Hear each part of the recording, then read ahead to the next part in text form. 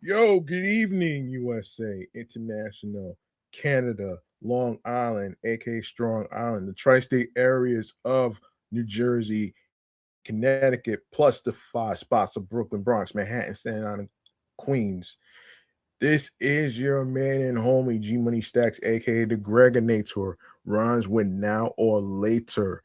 Your host with the most misunderstood lonely nomad, unstoppable independent podcast creator, YouTuber, Queens, New York native, who is also a New York Mets fan from the neck of the woods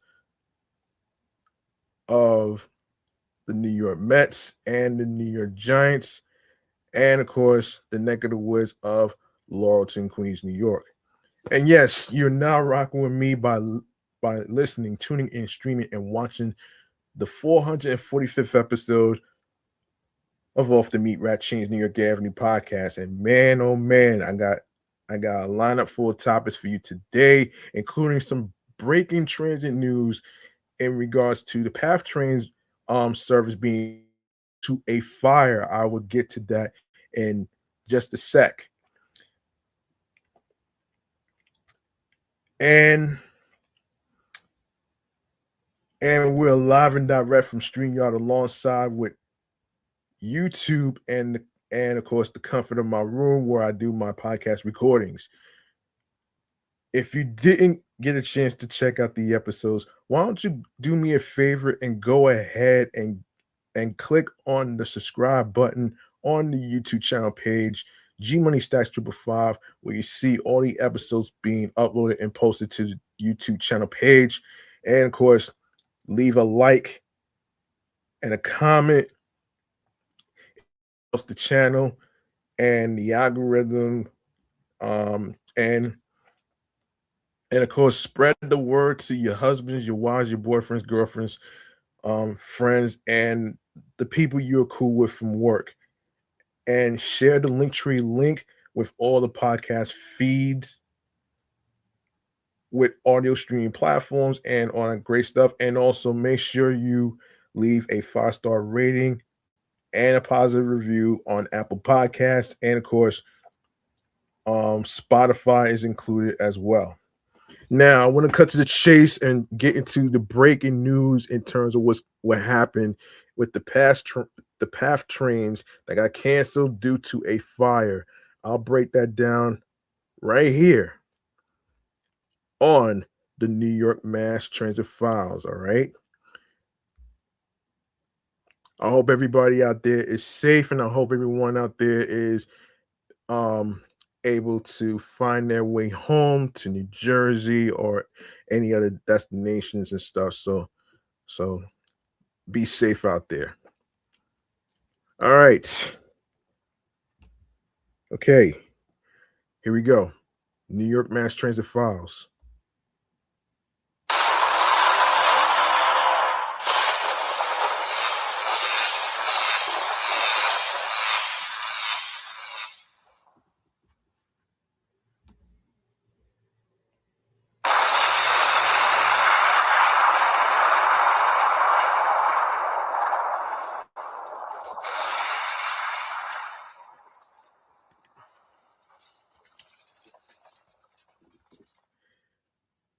All right. As I said got some breaking transit news to talk about involving a fire that happened in Hoboken. So let's break this down.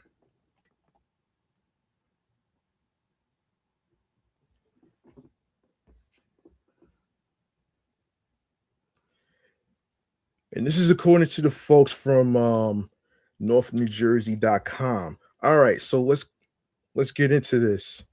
So a track fire at the Hoboken PATH trains terminal did not lead to any injuries, but train service is suspended on the afternoon and evening on February 27th, which is today. At around 11:30 a.m., the PATH area at the Hoboken station was evacuated due to the track fire, said Lennis Valens, a spokesperson for Port Authority, New Jersey, and New York. The Hoboken Fire Department, along with Port Authority police, responded to the fire, and the Hoboken emergency services posted on social media at 1:13 p.m. that the small fire was extinguished. All service to and from the path's Hoboken station will remain suspended through the evening of February 27th as repairs are ongoing. Who would do something so fucking stupid during rush hour while people trying to get home to New Jersey from Manhattan? Like, who would do this?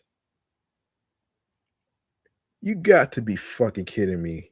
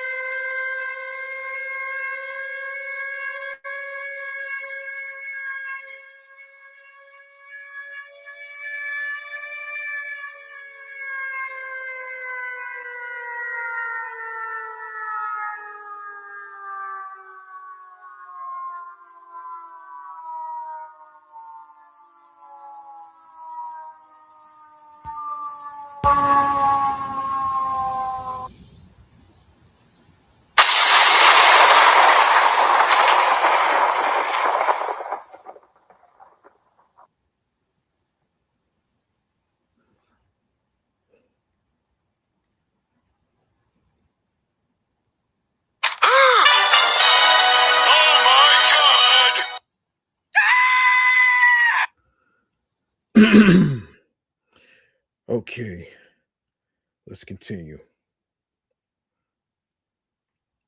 So,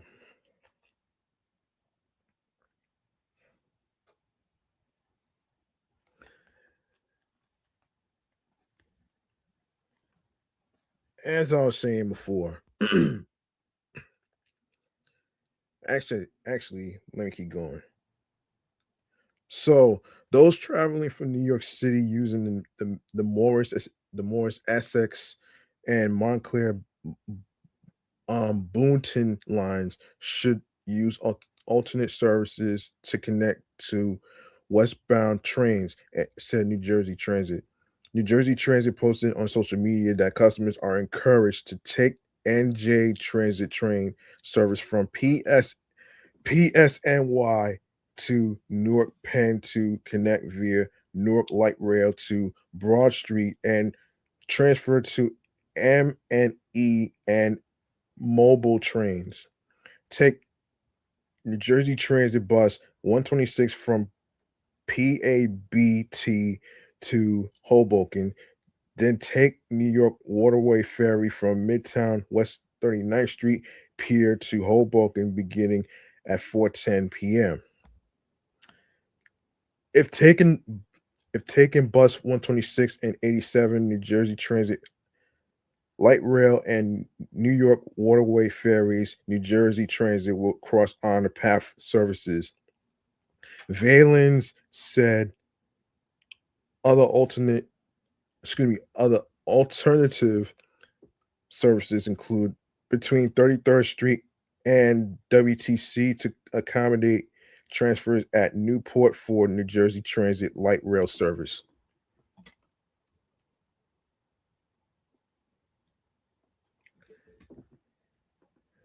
New Jersey Transit bus 126 and number 87, New Jersey Transit light rail at HOB, Exchange Place, and Newport. Not the cigarettes, folks. I know what you're thinking, man. Not the cigarettes. We're not talking about that. We're talking about the area. New York Waterway ferries at HOB and Brookfield Place. Path services in Hoboken take people to and from New York City. There has been there has been an uptick in people using path services as construction of the new Portal North Bridge, a major part of the Gateway program, caused some travelers who take the train from New Jersey directly into New York City to now take take a connection line at the path. Those who take the Midtown direct trains using the Morris and Essex, Gladstone Branch, and Montclair Boonton lines will be diverted to Hoboken from February 15th through March 15th. I discussed the whole situation in terms of in terms of the old bridge that needs to get some repairs and stuff. So, you know, so yeah, there you have it right now. Now, on to some MTA New York City Transit news to talk about here. Tunnel, as far as the funding.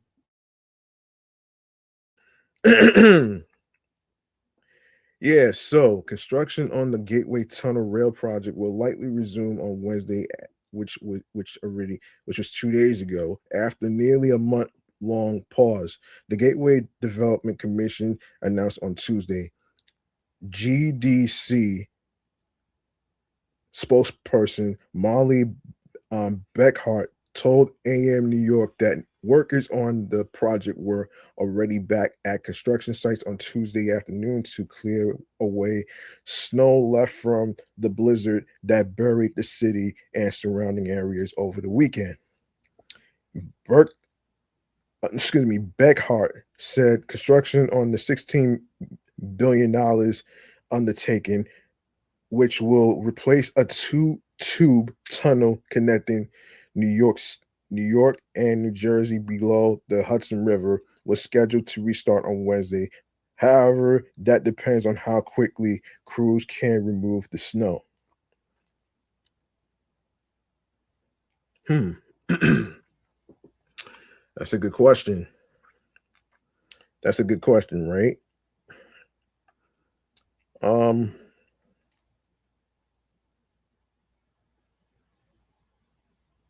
that's a good question. Hang on.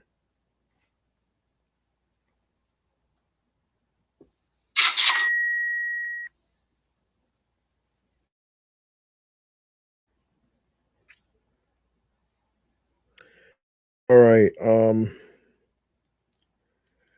1,000 laborers who were laid off the job when construction halted on February 6th will head back to work this week, according to GDC, the entire the entity leading the project. The commission is able to resume construction after Chief Vice President 47's administration was forced by a court order earlier this month to send to send 200 $235 million in reimbursements that the feds had been holding back since October. Wow.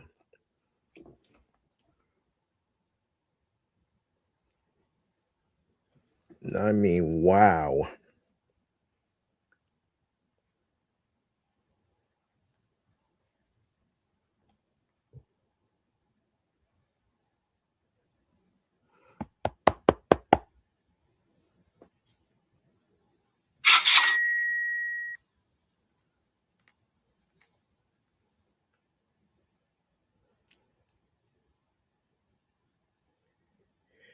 Yeah, what was that? Yes, so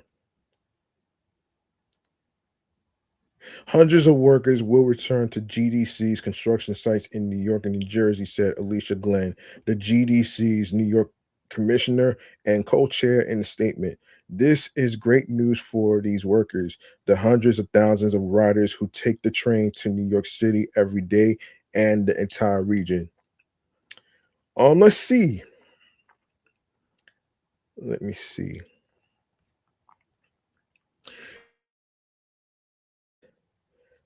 The feds were ordered to unfreeze the funds by U.S. District Judge Jeanette Vargas, who granted New York and New Jersey attorneys General Letitia James's and Jennifer Davenport's request for a temporary restraining order. The attorneys their attorneys general presented a similar argument to many of the project's proponents that not completing it would mean continuing to use a decaying 116-year-old tunnel, endangering hundreds of thousands of commuters and negatively impacting the economy. GDC said the project will work that will commence in the weeks ahead includes preparing the launch box, not lunchbox, launch box for the first of two tunnel boring machines that will excavate the new tubes, preparing to assemble that machine at the work site in North Bergen, New Jersey, and getting ready for delivery of the second tunnel boring machine. However, Glenn said the commission will need still needs to be diligent in pursuing the remaining funding, roughly $15 billion that the feds owe it, including $11 billion in grants and $4 billion in loans. End quote. We cannot take our eyes off the ball, she said. We need every federal dollar accounted for in our grant and loan agreements to build this tunnel. Two major procurements for the project will remain on hold until GDC gains full access to federal funds. According to the commission, according to the commission, furthermore, the feds are still defending their funding freeze in two court cases. The one brought by James and Davenport, and another filed by the GDC. The Chief Vice President 47 administration froze funds for the project near the start of the last government shutdown in October. It said it was pausing funding for the project pending a review of GDC's compliance with recently changed standards around contracting with minority and women-owned businesses. All right. Before I continue with some transit news, I want to remind y'all that starting today there is a comedy tour that's going on, which is We Them Ones tour.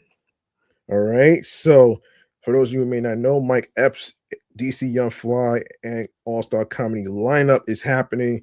The comedy event everyone's been waiting for is back. The We Them Ones Comedy Tour 2026 returns to arenas nationwide with legendary comedian Mike Epps hosting an incredible lineup featuring DC Young Fly, Carlos Miller, Chico Bean from the hit 85 South Show, and Wild Out, plus Mojo Brooks, Tony Roberts, TK Kirkland, Just Nesh, Fab Moreau, Jay Ski, and Nav Green. This multi-city tour visits over 35 major venues across the United States, bringing nonstop laughter to comedy fans from coast to coast. Produced by BMN Entertainment, the premier name in live comedy production, We Them Ones delivers more than just stand up. It's an unforgettable comedy experience. Previous WTO tours sold out arenas nationwide, reaching over half a million fans with a combined social media reach exceeding 125 million. The 2026 tour promises even more star power with the addition of viral sensation DC Young Fly, and the widely popular 85 South Show crew. As a trusted ticket resale marketplace with over 20 years of experience, we connect comedy fans with verified sellers, offering authentic tickets at competitive prices. When official tickets from Ticketmaster or bmnshows.com sell out, our marketplace provides access to the hottest comedy tour of 2026. We offer transparent upfront pricing with all fees included, no surprise charges at checkout. As as the highest rated ticket broker on Trustpilot, we've earned our reputation through decades of reliable service and customer satisfaction. What is the We Them Ones Comedy Tour? We Them Ones Comedy Tour is BMN Entertainment's flagship multi-headliner comedy show featuring several superstar comedians performing in a single night. Unlike traditional shows with one headliner and opening acts, WTO 2026 brings together Mike Epps, um, of course, from next Friday, and the Upshaws, DC Young Fly, um, two-time NAACP Image Award winner, Wild Out star with 13 million Instagram followers, Carlos Miller and Chico Bean, from the 85 South Show podcast, who are the hosts, and multiple other comedy heavyweights for an epic 90-minute hour performance. The tour visits major arenas including Barclays Center, State Farm Arena, Little Caesars Arena, Bridgestone Arena, and 30 plus more premier venues, delivering diverse comedy styles from viral social media humor to classic stand-up to freestyle improv. Um Mike Epps returns as host.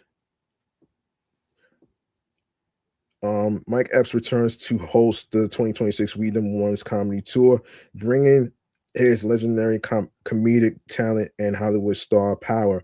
The Indianapolis native has built an extraordinary career spanning stand-up comedy, film, and television since his breakthrough on HBO's Def Comedy Jam in 1995. Known for iconic roles in Next Friday, Friday After Next, The Hangover franchise, Girls Trip, and the Netflix hit series The Upshaws, Epps combines decades of experience with relentless energy and charisma. Let's see. As WTO host, Epps introduces performers, keeps the momentum high between acts and delivers his signature comedy throughout the night. His ability to read audiences and adapt on the fly ensures every show flows seamlessly while maintaining maximum laughs. You can follow Mike Epps on Instagram, the real Mike Epps. Um, damn, 8 million followers, and X, formerly Twitter, the same username for tour updates, behind the scenes content, and comedy clips. Yeah, so yeah, DC Young Fly and this 85 South show takes center stage. The 2026 tour features a massive edition with DC Young Fly, Carlos Miller, and Chico Bean, the powerhouse trio behind the wildly successful 85 South Show podcast and live comedy tour. DC Young Fly brings 13 million Instagram followers, two NAACP Image Awards, and his status as a Wild Out fan favorite to the WTO stage. Originally gaining fame through viral roasting sessions, videos on Vine and Instagram, DC has evolved into one of comedy's brightest stars with acting roles in Almost Christmas, How High 2, and numerous television appearances. Carlos Miller, the Mississippi born comedian known for his notorious wild style rap battles on Wild 'N Out, combines quick wit with musical talent. Chico Bean rounds out the 85 South crew with his infectious energy and improvisational skills. Together, the trio created the 85 South Show podcast in 2015, which has become one of comedy's most popular podcasts with live tour dates selling out nationwide. Their chemistry, freestyle comedy, crowd interaction, and unfiltered humor make them perfect additions to the Weed and Warrens lineup. Um, yeah, of course, like I said earlier, with the names Carlos Miller, Chico Bean, Mojo Brooks, Tony Roberts, TK Kirkland, Jess Nash, Fab Moreau, Jay.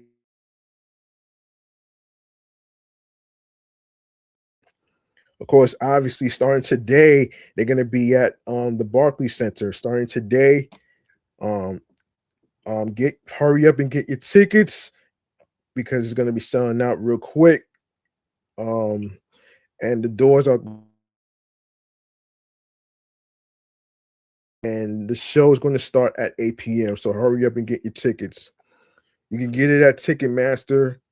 You can get it at Ticketmaster, and you can get tickets. You can get it at Ticketmaster. The website onetour.com,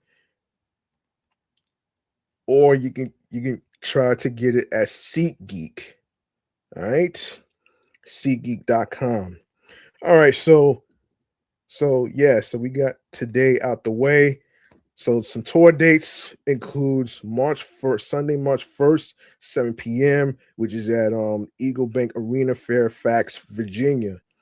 And Friday, March 6th at Landers Center, South Haven, Mississippi.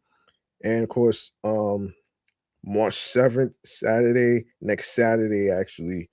Um it's going to take place at Mississippi Coast Coliseum, Biloxi, Mississippi. It starts at 8 p.m. and same for Friday, March 6th, 8 p.m. as well. And Sunday, March 8th, it's gonna be at the Heb Center in Cedar Park, Texas at 7 p.m.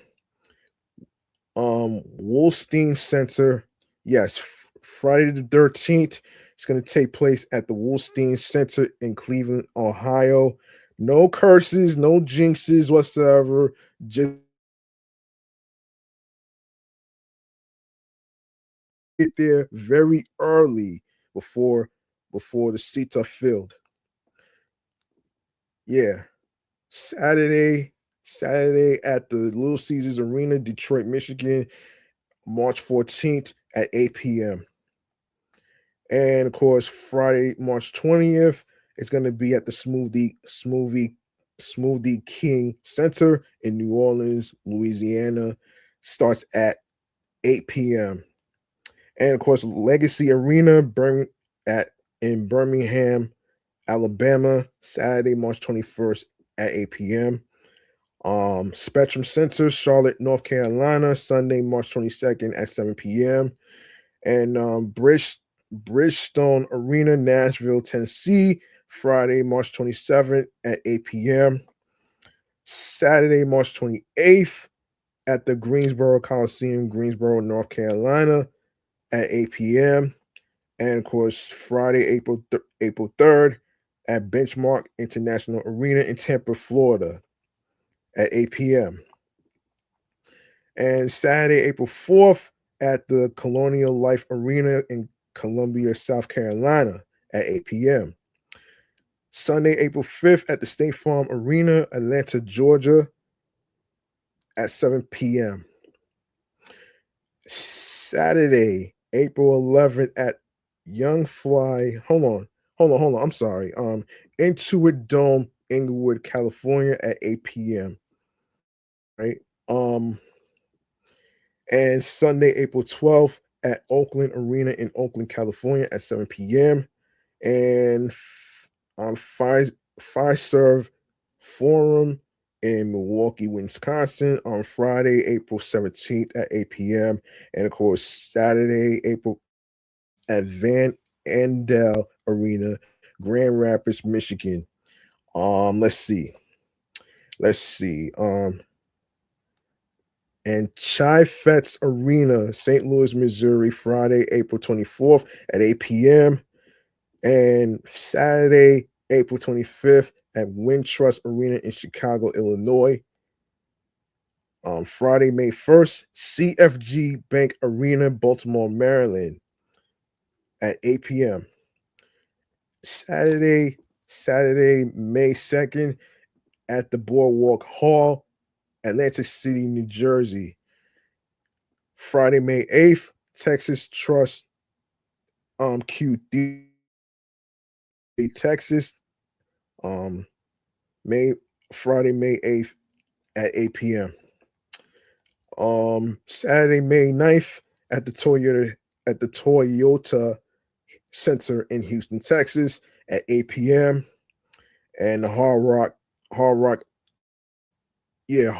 Live at the Seminole Hard Rock Hotel and Casino, Fort Lauderdale, Florida, Sunday, May 17th at 7 p.m.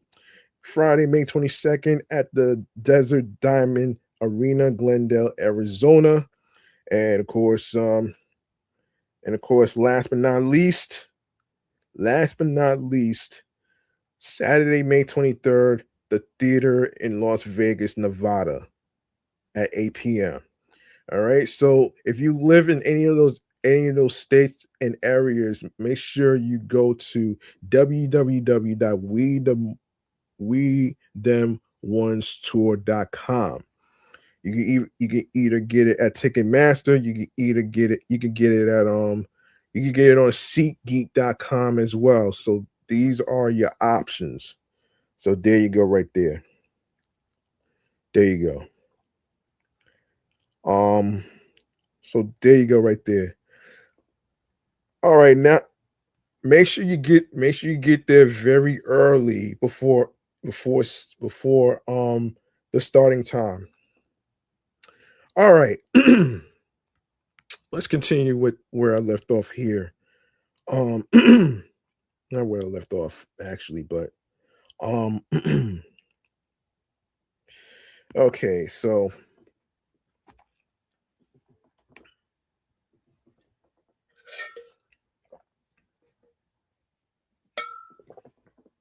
it's sad to see that there's barely any New York City commuter vans in the borough of Queens. So NYC's struggling commuter van industry is getting a much needed financial boost to help offset high insurance costs and invest in safety and technology upgrades. Empire State Development, a New York economic Development Organization announced on Monday that it provided more than $2 million through its commuter van stabilization program, launched in September 2024, to help drivers in the often overlooked commuter van industry in NYC. Commuter vans provide prearranged transportation to passengers in the city. Licensed by the NYC Taxi and Limousine Commission, they are authorized to operate within specific geographic areas, usually in neighborhoods underserved by public transportation. However, the industry is experiencing challenges, including a decline in the number of available vehicles over the previous decade. Um, Advocates have said also drivers often face high costs, especially when it comes to paying for insurance. ESD representatives said the CVSP has provided insurance, excuse me, of up to $40,000 per van and reimbursements of up to $10,000 for safety and technology improvements, including dash cams, GPS tracking, and advanced driver assistance systems. Driver assistance systems. Huh. Yeah, sorry for being a little tongue tied here, man. Just bear with me, man. Anyway, yeah.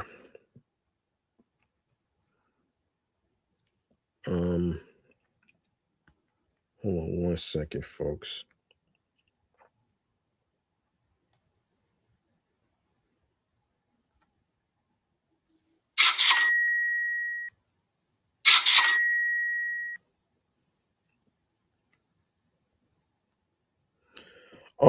Reps also stated that the program has supported over 50 vans and dispersed more than $2 million to commuter van operators, um, consulting in a 50% increase in TLC licensed vans operating citywide.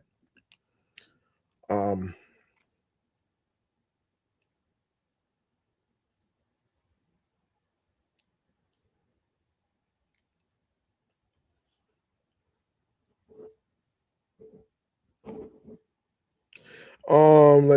let's see. Hope Knight, President, CEO, and Commissioner of ESD, explained in a press release that the CVSP helps support small businesses and protect jobs while providing a safe, reliable, and affordable transportation option for New Yorkers.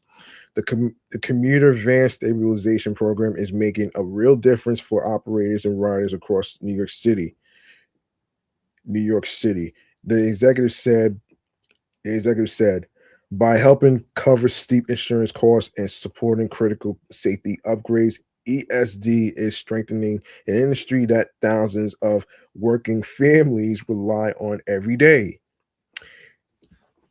NYC Council addresses challenges plaguing NYC commuter vans. The announcement follows a September 15th NYC Council hearing that addressed commuter van challenges, including the decline in availability.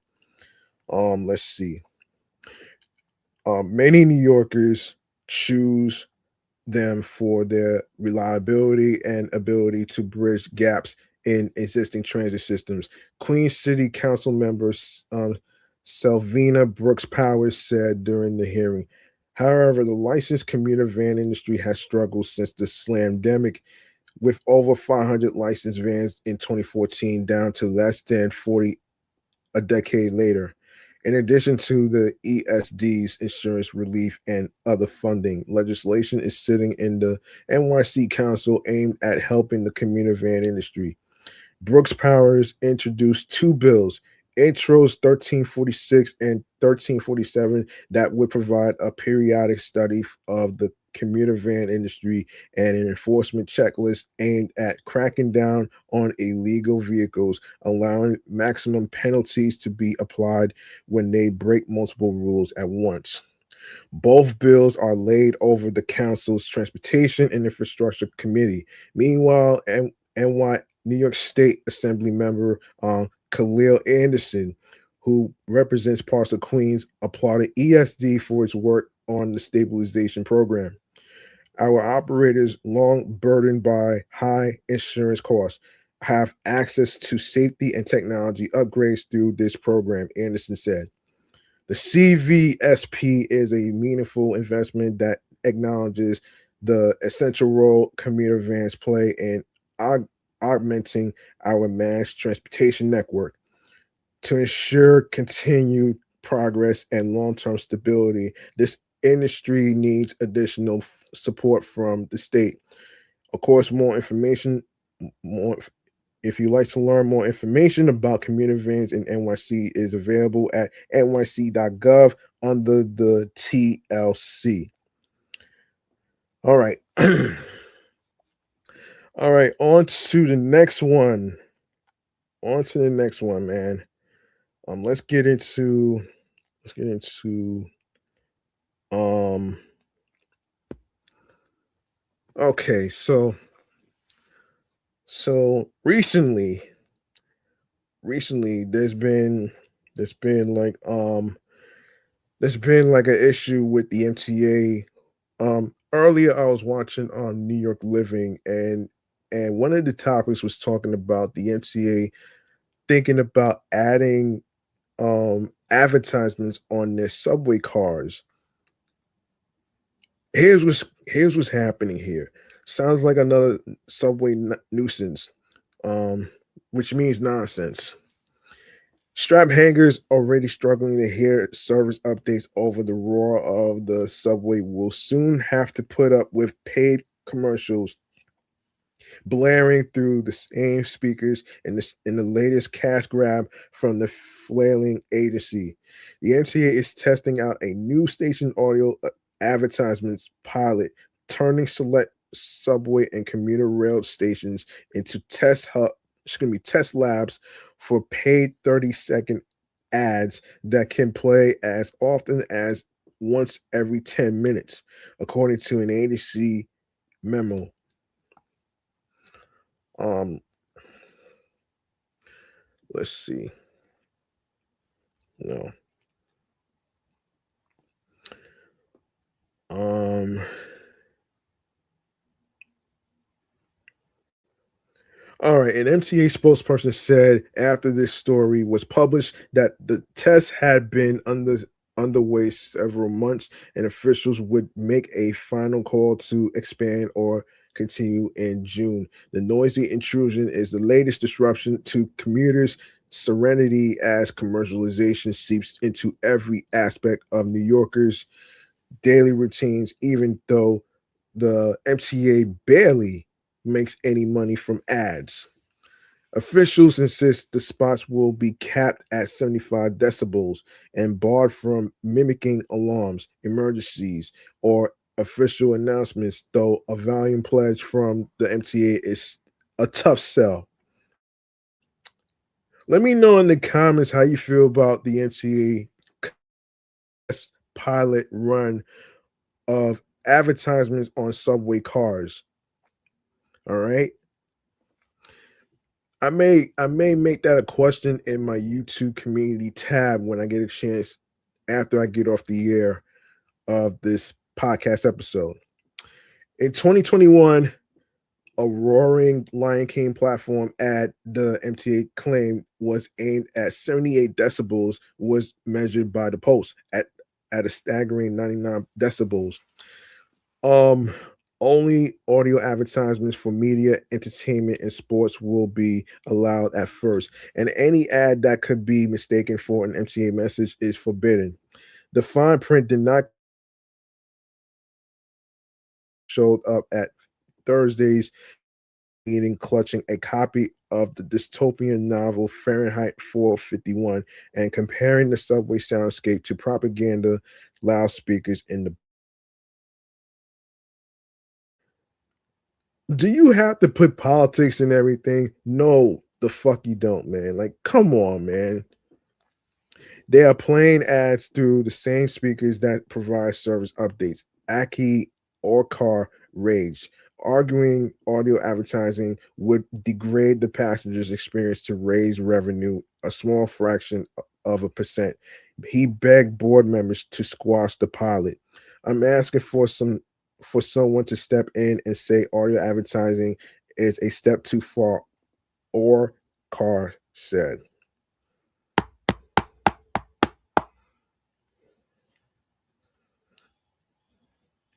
So let me see. The MTA insisted in its document that riders would have a say before the program is made permanent or expanded. Okay. Um,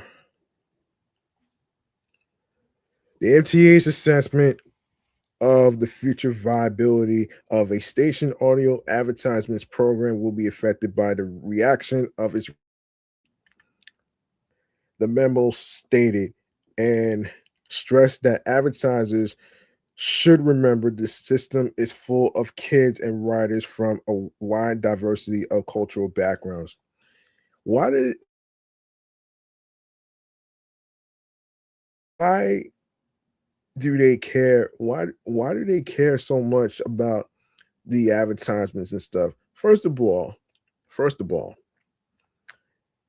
no matter what you no matter what you do, you're not going to be able to satisfy everybody. You're not going to make everybody happy because it's impossible to do. All right. And I don't see harm, and I get that, and I get the fact that there's imitations of somebody with, alcoholic beverages or weapons or whatever, but sometimes you see that in a picture ad for a movie. If it's for a movie, then that doesn't mean that it's the real thing.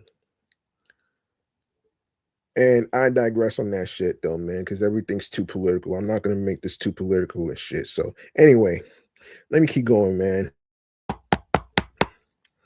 Let me keep going. All right, so let me see. MTA Chair Jan Oliver seemed to not have heard about the program to test audio ads when a Post reporter asked him about it after the MTA board meeting Wednesday. Tell me more about it because I don't know about it, Lieber snapped before pulling out his phone and looking at it. He said then the MTA will use customer service um, to gouge riders' opinions of the subway ads. We'll be adding a question to those customer surveys and we'll do direct interactions with customers who are experiencing those ads as part of our regular customer outreach process, Lieber said. The MTA already floods riders with visual ads and celebrity voice announcements, yet the revenue from all that marketing is such a slim slice of the MTA's finances that it didn't even appear as a distinct line in the agency's $21 billion, 21 billion dollar, hold on a second.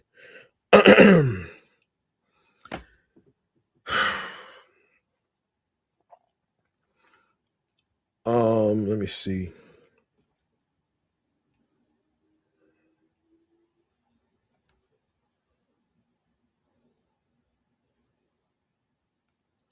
Hang on. Yes, $21 billion operating plan for 2026. While the audio ads play, the MCA is a place that is entirely hostile to other thoughts, all Carr said. I don't know who this guy is though, but come on, man. MTA's been posting ads in subway stations and trains and buses for years. Like, come on now. This is not new. This is not new, man. And jeez. Oh my gosh. All right. Okay, so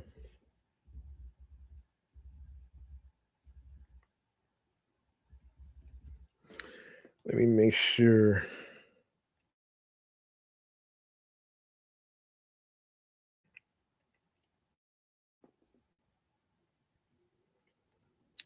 Hold on. Let me make sure I got my thing together. Hold on a second, folks.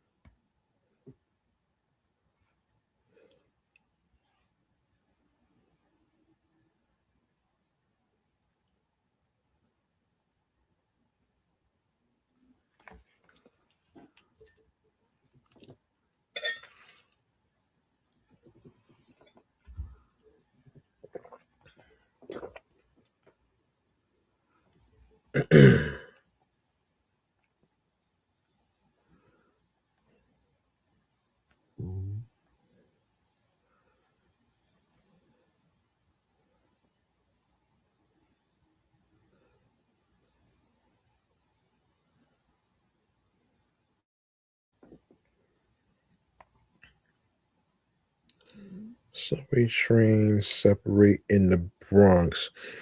Okay, let me try to do that one actually. Hold on. Let me try to do that one. Oh boy. Where did I put that?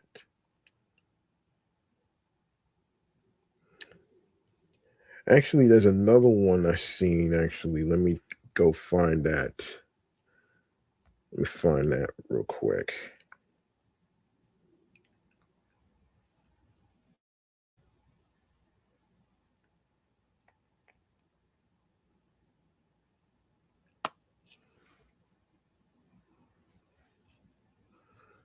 Um Hold on.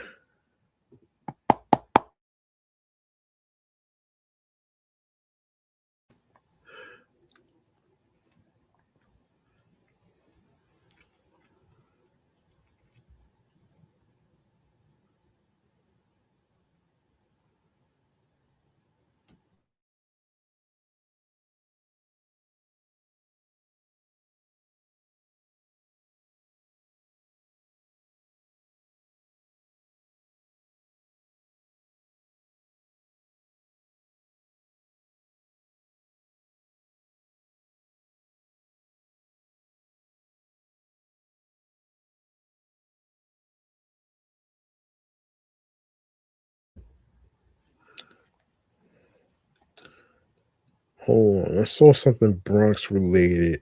Um Let me find it.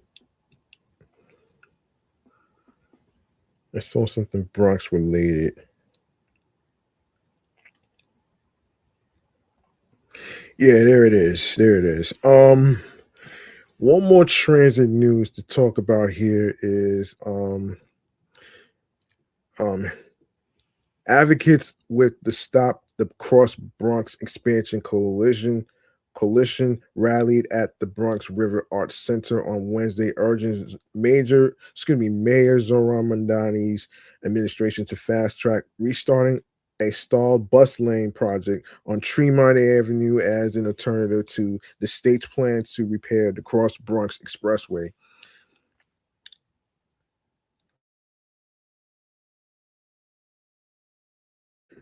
Executive director of the Bronx River Alliance charged that Governor Kathy Hochul's Department of Transportation's plan to widen the expressway's shoulders would only deepen the very damage that the highway has already inflicted on the boogie down. Widening the highway's shoulders, advocates argue, could open the door to eventually adding more traffic lanes to the already heavily congested and polluting road, which cuts through the center of the Bronx. Advocates have long charged that the state's $900 million Five Bridges project, which is aimed at rehabbing the five bridges along the Cross Bronx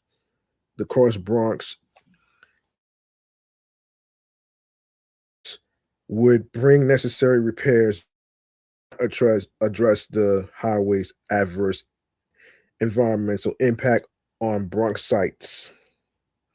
Hmm.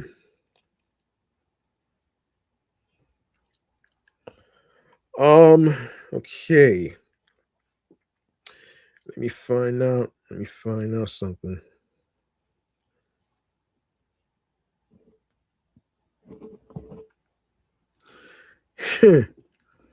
um.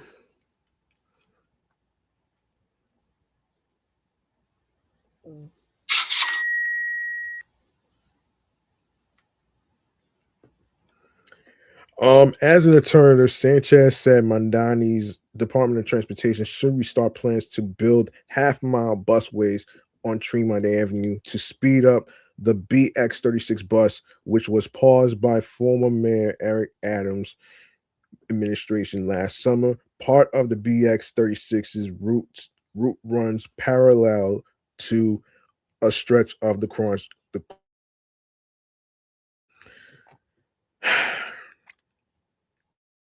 okay. End quote. In the shadow of this huge highway that might even get bigger, we are urging the mayor to prioritize the 3,000 residents of Bronx River houses who live right across the street from the Cross Bronx and haven't been able to open their windows for over a generation. One else who struggles just to breathe here, make sure we have something what we do need, excuse me. The BX36, Sanchez said during,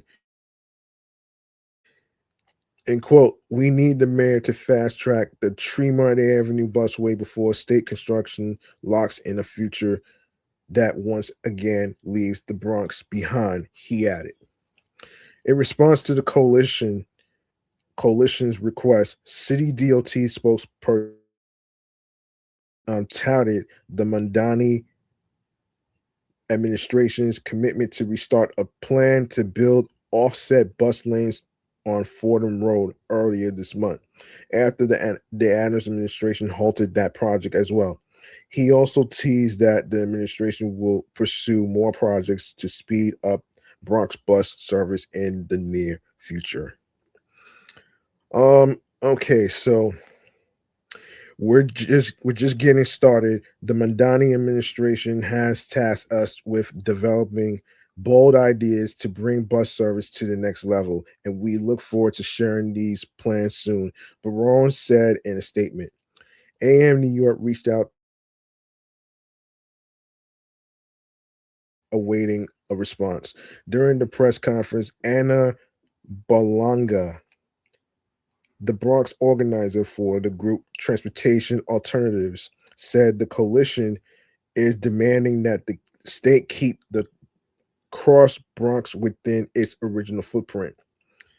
We don't want it widened, not by a foot, not by 10 feet, 50 feet or more, Bolonga said.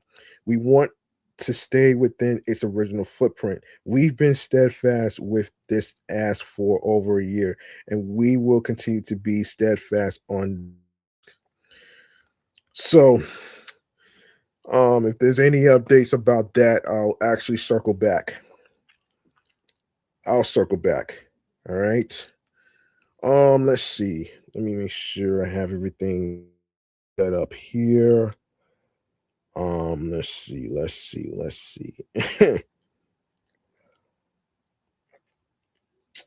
Right. Right. Let me see.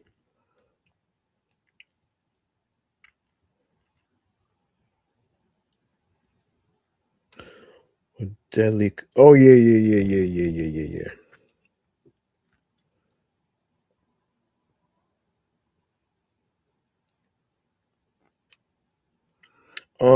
Let me see if there's anything else that I need to talk about here.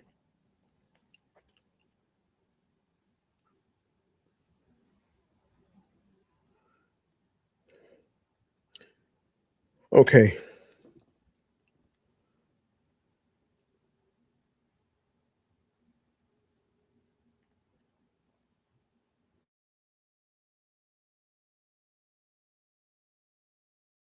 Um,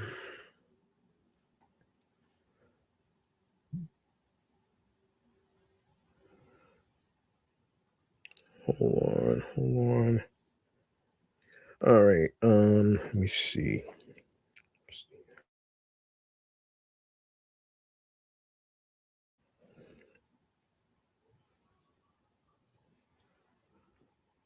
Hmm.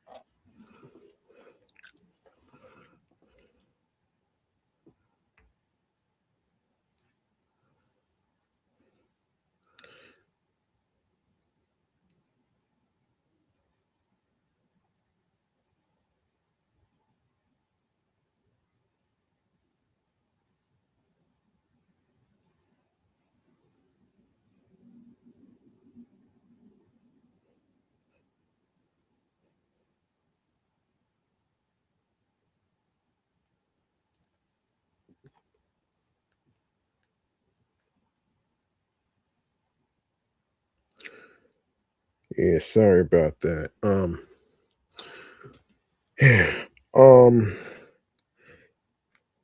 sorry about that. Let me get to the.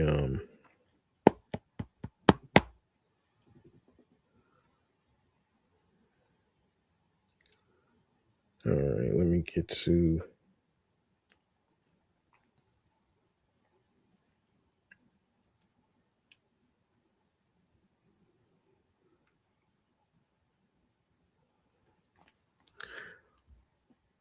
Okay. All right. So let's go to. I don't think I'm going to be doing that because that's old news right there. Um. Anyway. Anyway, let's get to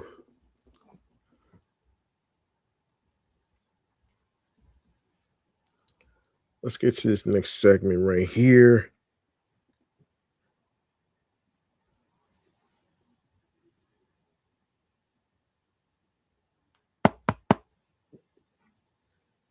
Okay, this next segment is going to be chatting on the jazz. Let's go.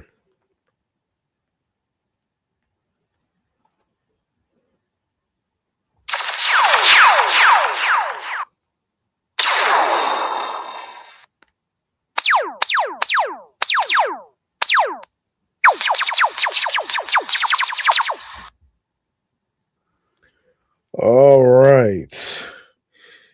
Yeah, let's start off with going over the the Super Bowl 60 ads, best and worst. All right. So,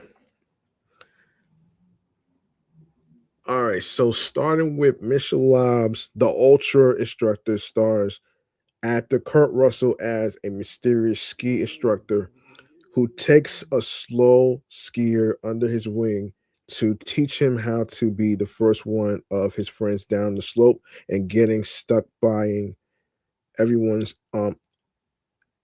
A-Prez ski drinks. The ad also makes a nod to the Winter Olympics, which already is underway right now, which began on February 6th. The ad ranked as one of USA Today's Ad Meter's top 5 Super Bowl ads, with the survey declaring it as one of the most memorable spots of the game. The ins- this inspirational spot for the NFL depicts a little boy giving himself a pep talk in front of his superhero action figures, a speech that's echoed by a football coach to his players. End quote. A Star is new Super Bowl ad There are no celebrities. There are no NFL athletes. Instead, there's an unknown child actor carrying the weight of a 60-second Super Bowl commercial right before Bad Bunny performs on stage, noted Ad Week. Starting with the Pepsi commercial. Um, Pepsi's commercial had a very simple premise, which is the best. Um, with a polar bear, an icon associated with rival Coca Cola, picking Pepsi in a blind taste test, Calkins told CBS News.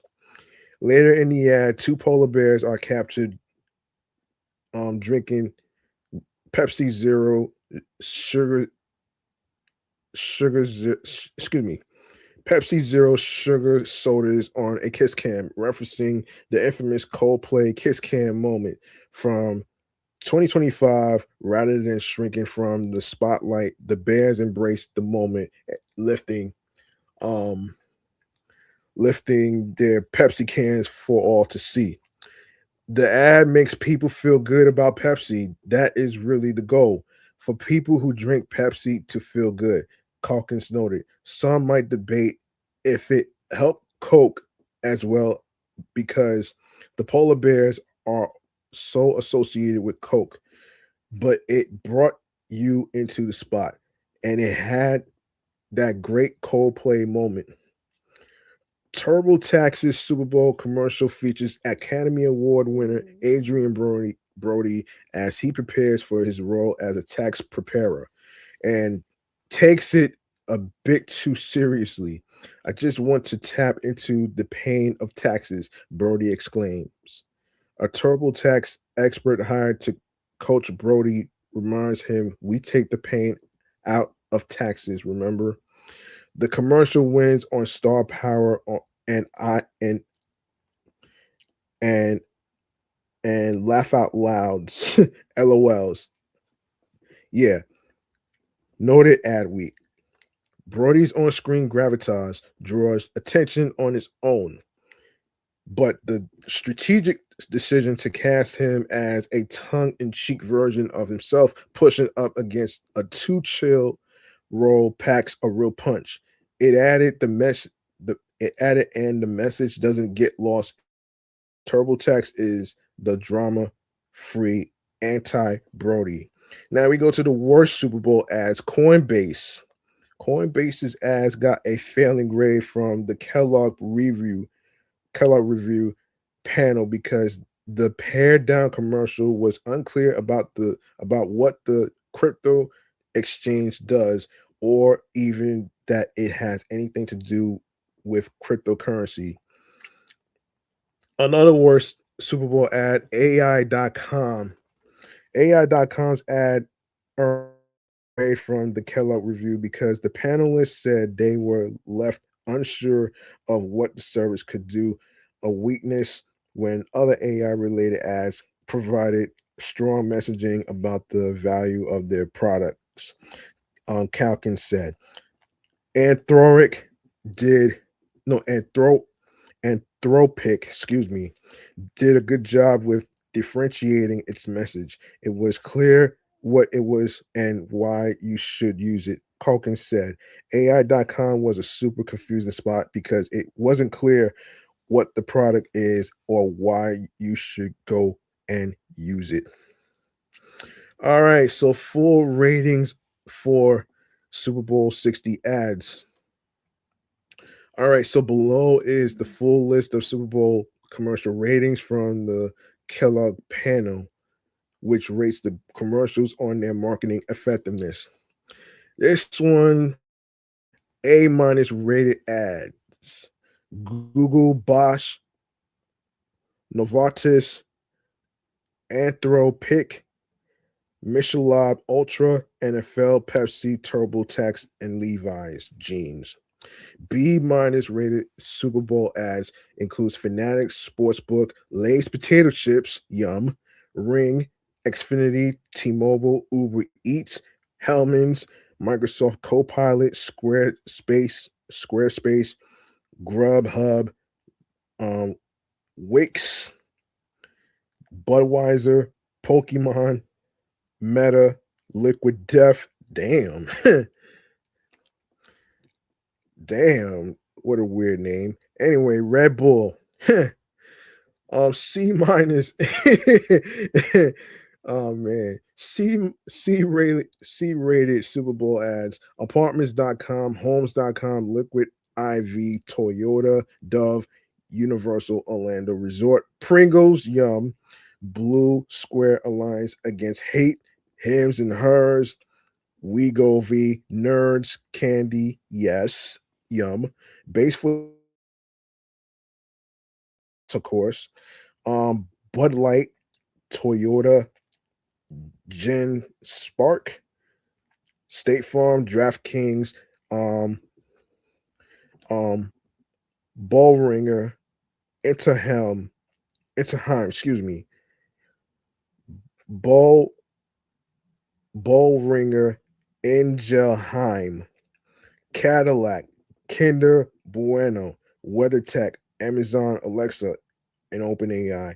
D-rated Super Bowl ads, Ritz, Yum, the Maha Center, um, Poppy, Instacart, Redfin slash Rocket, Salesforce, He Gets Us, um, and SV as um and Volkswagen. And two on the F-rated Super Bowl ads are Coinbase and AI.com. I didn't get the AI.com thing, man. I really didn't get that shit. So I really didn't get that shit. So um I didn't get that shit though. All right. All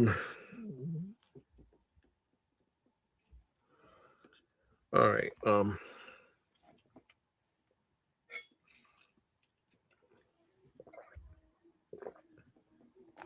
Hold on.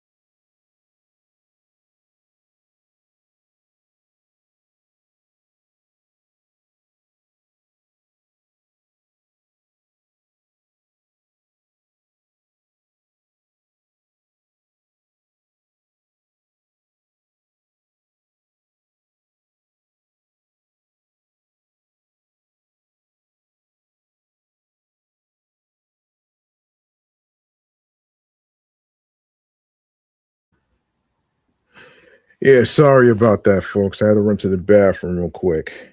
Um, yeah, so this next topic is in terms of Dunkin'. I can't believe they took the donuts part out of it, which is so dumb. I still call it Dunkin' Donuts to this day, actually, if you will. Excuse me. Oh Lord. Yeah. Let's get into this though.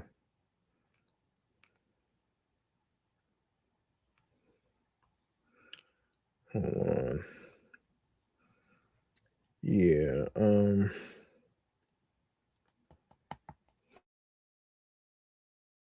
Okay.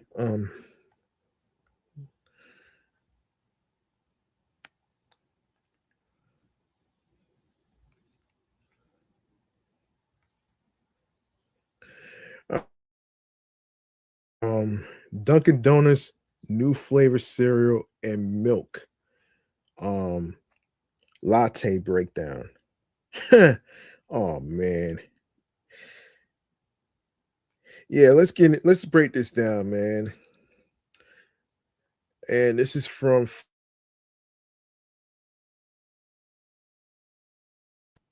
all right, so Dunkin's fall menu, which took place in 2025, arrives with a mix of nostalgic comfort and new flavor concepts. As the days begin to shorten and consumer demand shifts toward seasonal indulgence, the brand has reintroduced fan favorites and launched a few unexpected choices. Among the returning pumpkin flavored staples is a surprising newcomer designed to taste like a bowl of cereal. New drink highlights at the center of the fall lineup in the pumpkin spice signature latte. It returns as a crowd pleaser, blending pumpkin and vanilla flavors with whipped cream, caramel drizzle, and cinnamon sugar. This seasonal drink is available hot or iced and continues to perform well across all age demographics. Of course, this year's menu standout is the cereal and milk latte. Dunkin' has paired espresso with flavors inspired by sweet cereal milk and toasted marshmallow. The result is a creamy beverage designed to evoke childhood breakfast while staying grounded in the coffee forward profiles Dunkin' is known for. The drink is already generating buzz among younger consumers and trending in early taste tests. Also joining also joining um, the fall lineup are three daydream refreshers, part of a collaboration with Sabrina Carpenter. This is a recap. This is a recap from 2025, folks. Um, these are available in strawberry, mango, and mixed berry flavors, each blended with green tea, oat milk, and cold foam. The beverages aim to appeal to health conscious customers looking for a lighter seasonal drink option. New food offerings and fan favorites on the food front. The iced pumpkin loaf has made its debut. This moist pumpkin bread features cream cheese icing and an orange drizzle, designed for pairing with either hot coffee or chilled refreshers. It adds a sweet and rich component to the morning menu. The cream delight donut is another new item, filled with vanilla flavored buttercream and topped with white icing and orange sprinkles.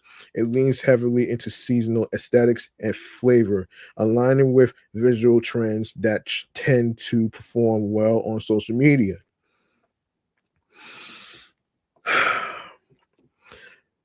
For savory options, Dunkin' has introduced Chipotle loaded hash browns. These are topped with melted cheddar cheese and seasoned with Chipotle bacon flavoring. The item the item builds on existing ingredients but brings a sharper edge to the typically mild breakfast side. Returning to the menu are seasonal staples like the pumpkin cake donut and pumpkin munchkins. I remember those days with the munchkins, those circle donuts. I remember those. I remember those. Yeah, I missed those already.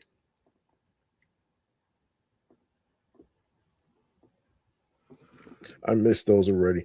Anyway, let me see. Yes, maple sugar bacon also makes a comeback, and along with other fall inspired baked goods such as the braided apple pie and ham and Swiss croissant stuffers.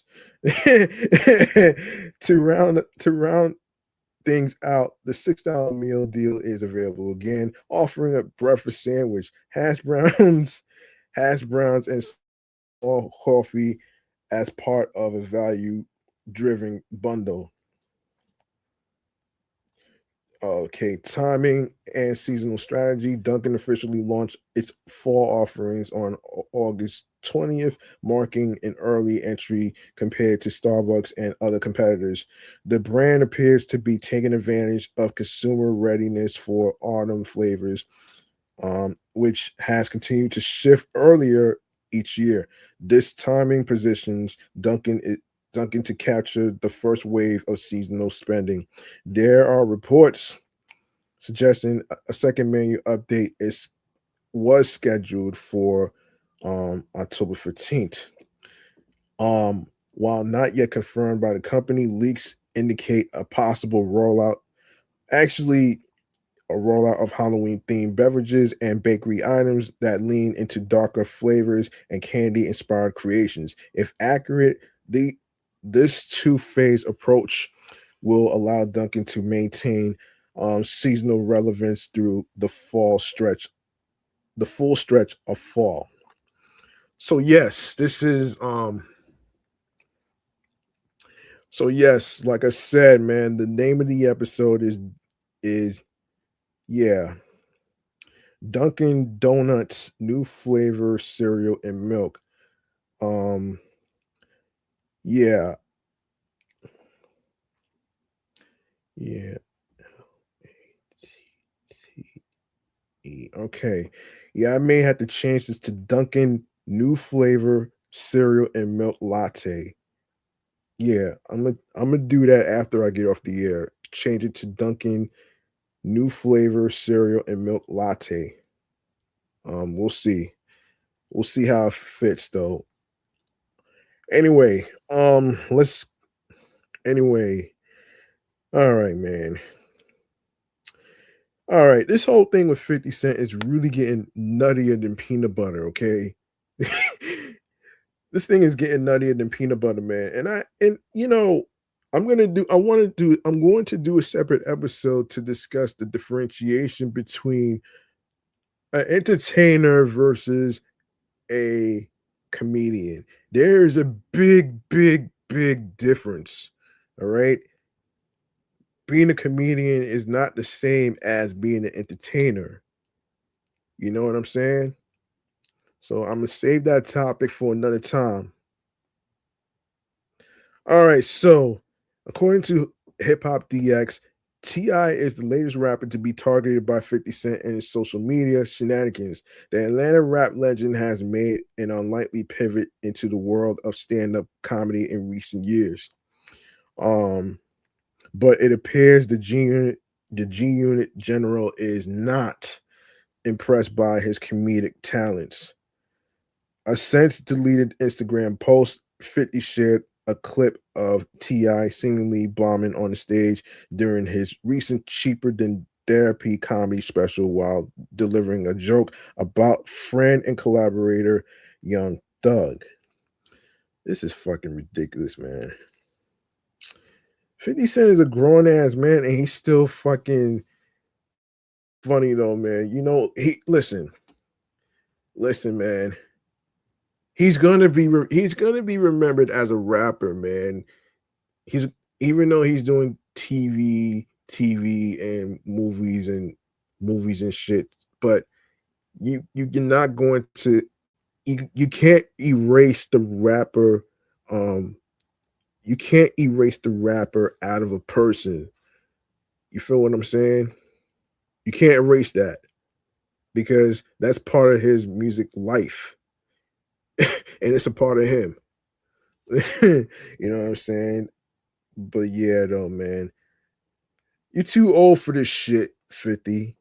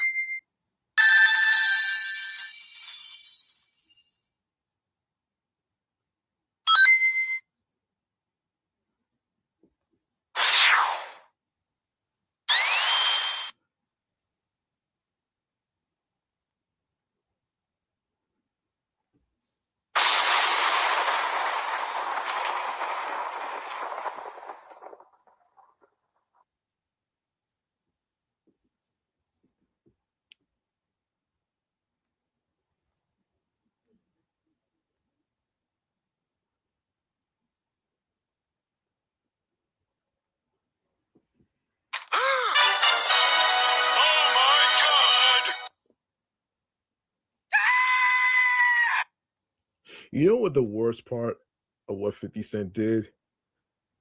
Not only he involved let's get into the full story of what went down though, man. Let's get into the full story of what went down. Um, yeah. So oh boy. Yeah, so end quote. That man was fighting a Rico. I'm sorry, white people. Young Thug is a rapper. He's from Cleveland Avenue. His name don't sound like much, but he's held in high regard within the community. He's a national treasure. Yes, responsible for many Negro spirituals. Oh shit. Tip explained to the audience. Fifth captioned the not so flattering clip, which some suggested was edited to drown out the crowd's laughter by writing, "Damn it, man. It looked easy, but it's not easy at all." 50 Cent didn't stop there. He later posted a second clip of T.I. getting booed at a 2022 comedy show at Brooklyn's Barclays Center and joked, "Oh, I didn't know it was going like this, bro. Why he think he can do that shit?" Um, it's unclear what prompted 50's playful ribbing of Ti, but this is not the first time that there's been friction between the two. The friction between the two. Back in 2020, the rap veterans traded jabs after Tip challenged Fifth to a versus battle, a matchup that many fans were keen to see. Pull your ass up, man, with 20 of your records and sit across from me and get this work, Ti said. But I understand if you don't want to answer to that challenge because last time you got challenged, Kanye dusted your ass off. So you might want to do that in typically troll-worthy fashion. 50 responded by posting Tip's controversial Crime Stoppers commercial from the late 2000s, along with a snippet of G Unit's song "You So Tough." "Why you make me do this, nigga?" he taunted. This the first song I'ma play you so tough TOS.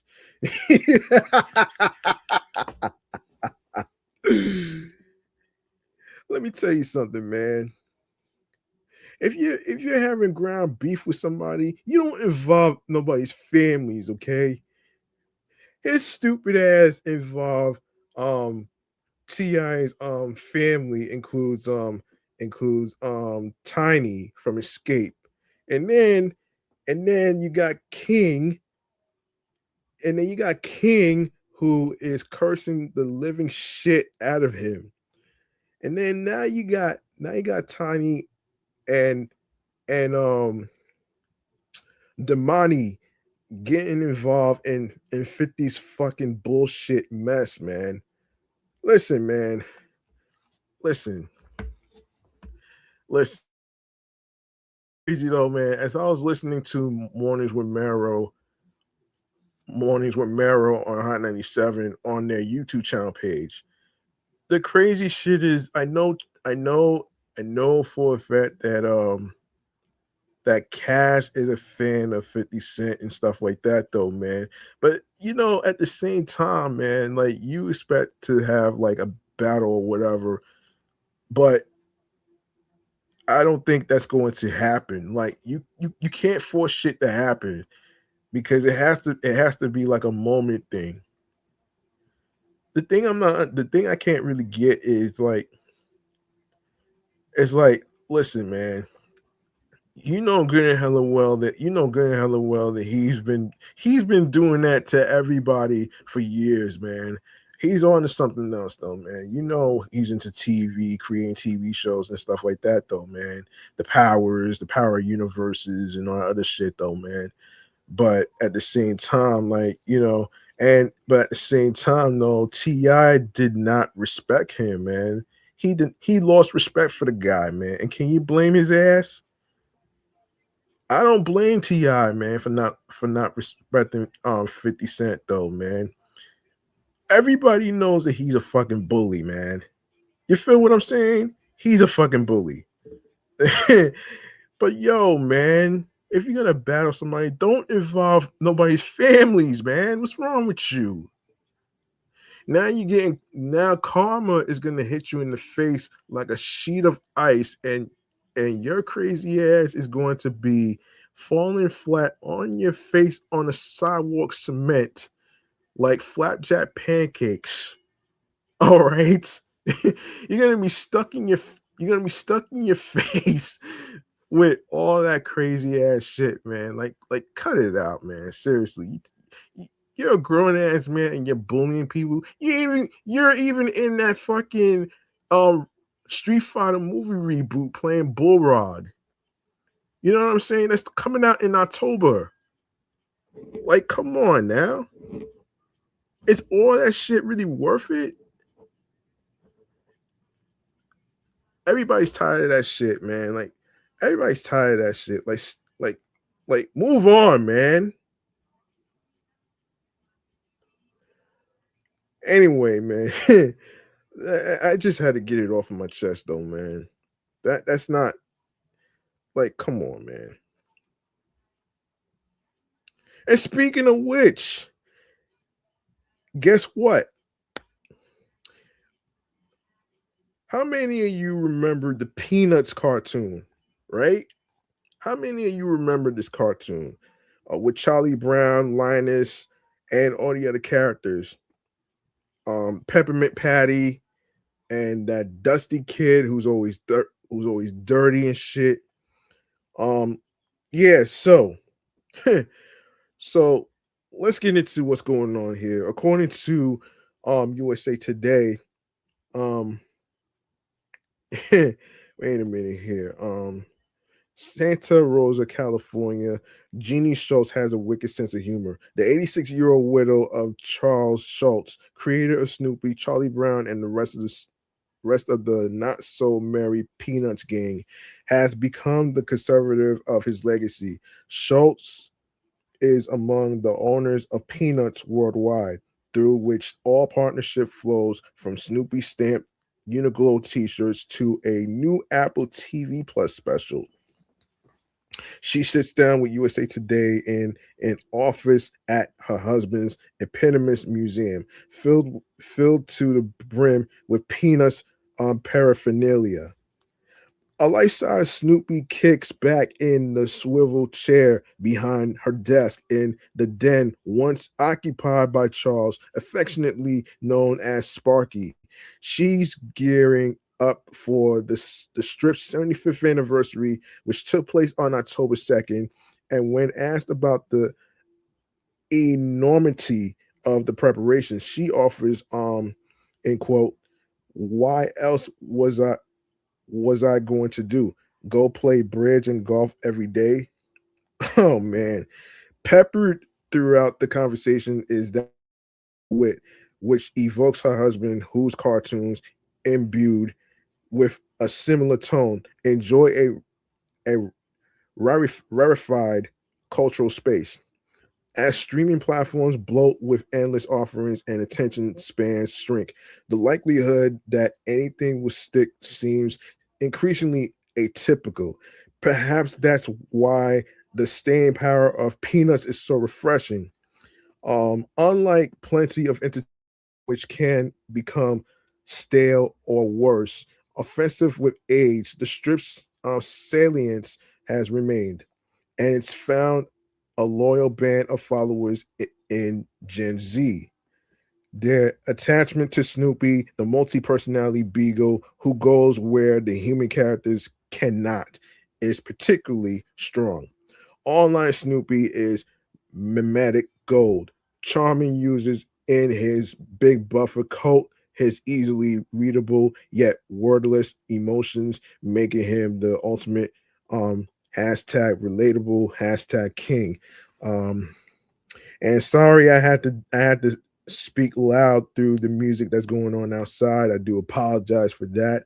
That's not me playing the music, so just to let you know that's not me playing the music. So just saying. I watch people go through the museum and I wish I could know what's in their minds. Jeannie says, remarking on tattooed 20 somethings who, alongside wide eyed toddlers, walk the corridors. Something's, hold on, adorned with original sketches and artifacts from Schultz's life. The museum sits just off the downtown area of Santa Rosa, the smallest city in California, population 178,000, where Schultz lived from the late 1960s to his death in 2000, has become a living monument to his work. The streets are dotted with statues of the Peanuts gang, painted differently for the businesses they guard. The airport is named after him, as is the ice rink, where you can toast your buns at the Warm Puppy Cafe after getting in a good skate. And the strips, of which there are nearly 18,000, make up a large mural inside the museum walls, um, playing out the small dramas of um, quotidian, uh, no, quotidian life and unrequited crush. The droning voice of a teacher and famously Miss Football Punt. Why does that remind me of that video when one of the players accidentally accidentally missed the kick and his shoe fell off? Why? Oh man. Oh man. Anyway, Peanuts boost celebrity fans from NASA to Hollywood. And in quote, to me, it was the way life was supposed to be, says astronaut Mike Massimino, who took his treasured childhood Snoopy plush toy to space. A self-described space nut, Massimino's path to NASA was circuitous, circuitous.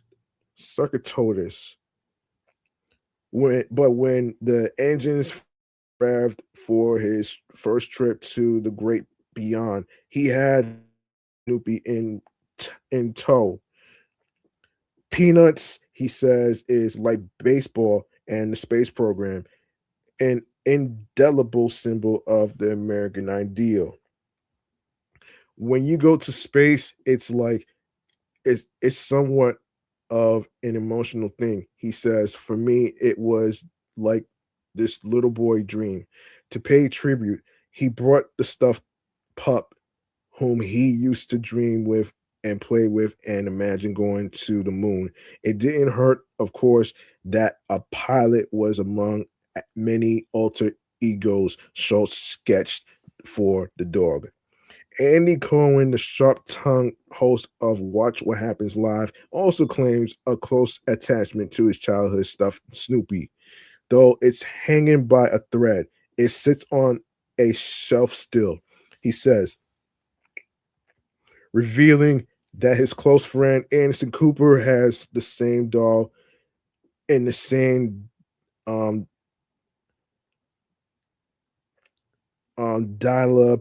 dilapidated condition. It's universal, Cohen says of Peanuts. You think it's about kids, but it's really about life. Charles Schultz, he was an analytical guy. There were a lot of big life lessons wrapped up in what he was doing. And I think those never get old or tired. Schultz was driven by a sense of perfectionism, Jeannie says, explaining that every panel had to stand on its own. He used to say every panel has to be pleasing. It has to have the right perspective. She says his genius was in the subtlety, proportion just slightly askewed. A sense of humor that was not recycled, she adds. She shares a joke Schultz once played. Um, once played on Lee Mendelsohn, producer of the Charlie Brown holiday specials, who was perpetually on the phone. He called Mendelsohn to recommend Leo Tolstoy's War and Peace, then began reading the comically large book until the answering machine cut off, phoning back again and again to leave more messages. The anecdote crystallizes Schultz's tact for situational comedy. He drew upon universal concepts of funniness, then colored them with the brilliant detail. The classic slapstick comedy of Charlie Brown missing the football is made funnier because it's a repeated bit and because Lucy is such a know-it-all. Like any great artist, Schultz knew his work's impact had to be both immediate and sustained, the humor deepening the longer you look at it. He was always thinking about the strip, Schultz says, describing how when they attended symphony concerts, he would carry a pad in his pocket, jotting down notes and running ideas by her on the drive back. He said that he always traced things in his mind. Um, the mental tick is evident in the strip's striking ability to show movement despite its stillness. Clouds of dust effectively signaling a fall or small strokes around a character's feet, making them dance. Peanuts offers glimpse into inner workings of Charles Schultz's brain. He used to say that painters have the impetus to take their easel and tromp out somewhere and paint a tree, Jeannie says.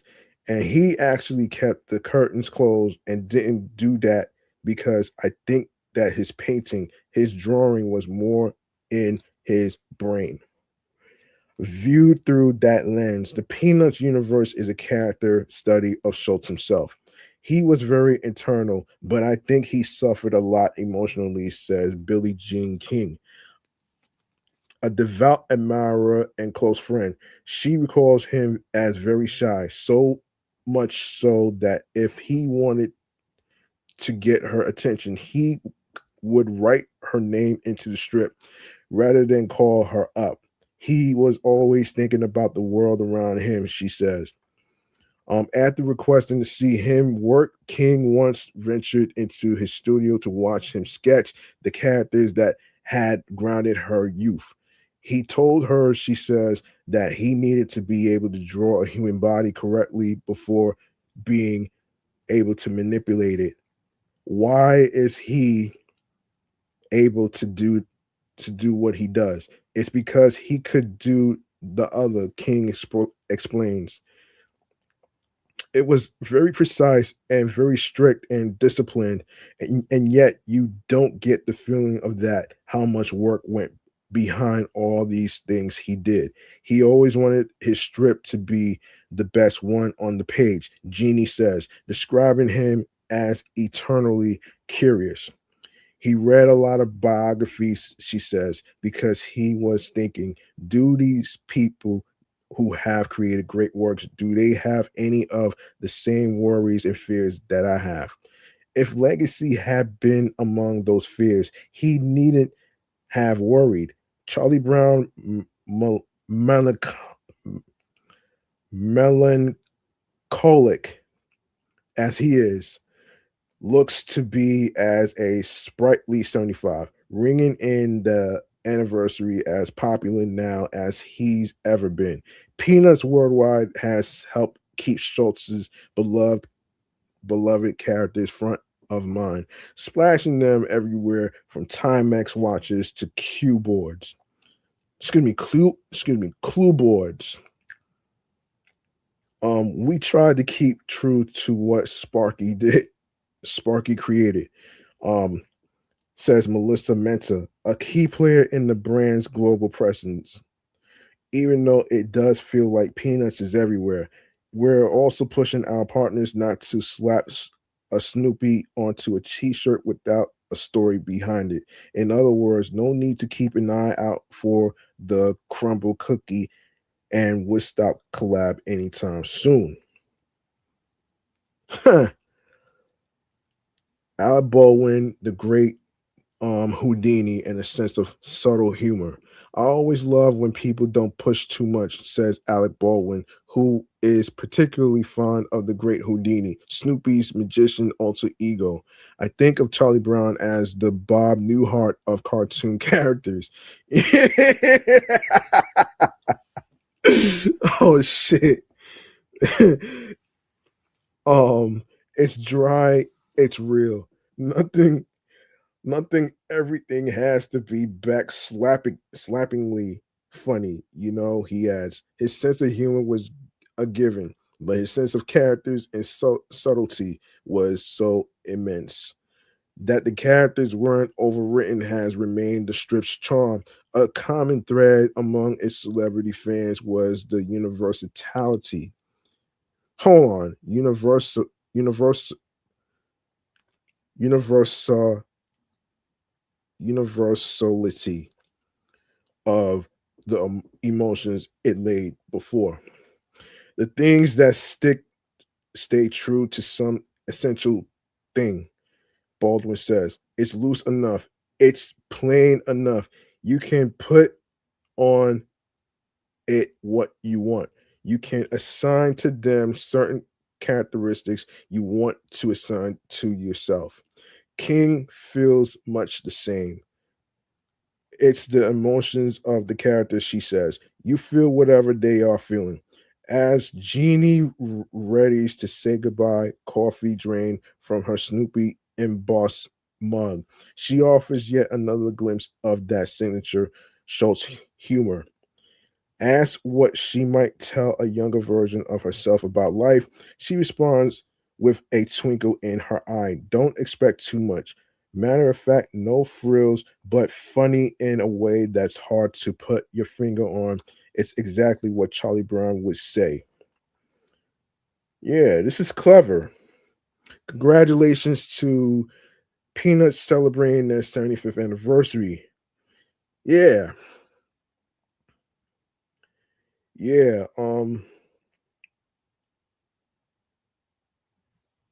Yeah, let's make some noise for Peanuts celebrating their 75th anniversary, man. Believe it or not though, man. That's a huge milestone for the comic.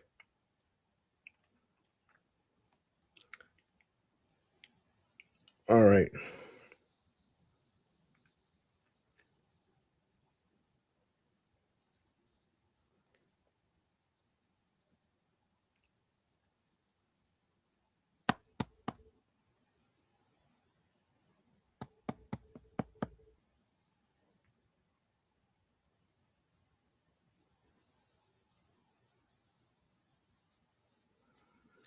All right, man.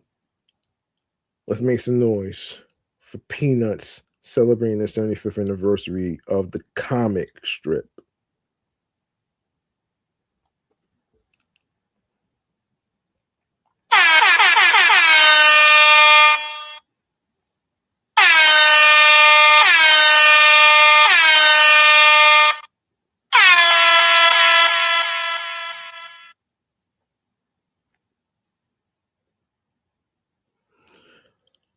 All right.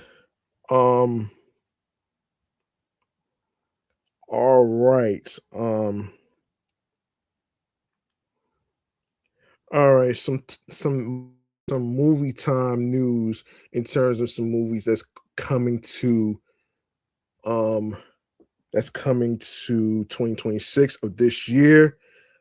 We're already near March already, so I figured I'd just go over some more movies that's happening.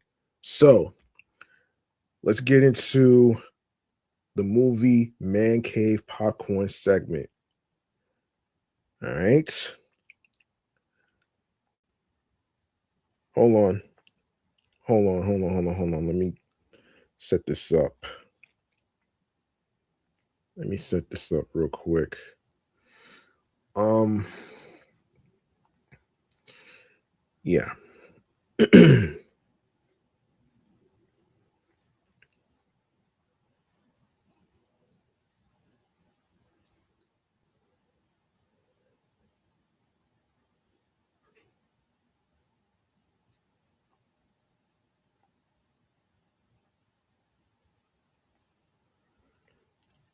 All right, here we go.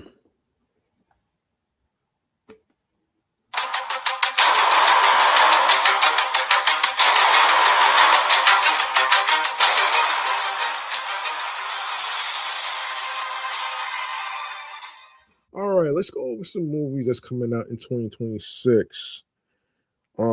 Before I get into who the voice actress is going to be voicing Amy Rose. I'll get to that in a sec though, man. But um but yeah though, man, before I do that, let me give a round of applause for Peanuts celebrating their 75th anniversary milestone.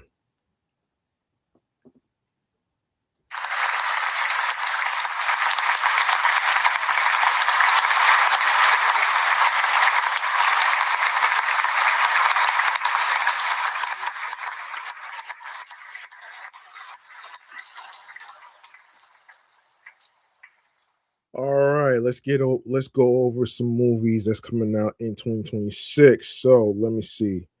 So you have, let me see. Hold on a minute. Yeah. Let me see. Um, Hold on one second here. Yeah, let's go over what's going on for March. March releases. All right, March releases. Hold on a second. Okay, March releases. Okay, March releases. Okay, so starting with The Bride. Um, yeah, The Bride is coming out. Yeah, so let me. All right, so on paper, The Bride has prestige pick written all over it. Maggie Gyllenhaal writes and helms a new film starring Academy Award nominee Jesse Buckley and Academy Award winner Christian Bale. And it's inspired by a classic Universal film, James Whale's iconic 1935, offering the bride of Frankenstein. But look at this trailer. The bride is not playing its prestige or remotely safe. This bold reinvention imagines Frankenstein's monster as a gangster in 1930s Chicago who entreats pioneering scientist Dr.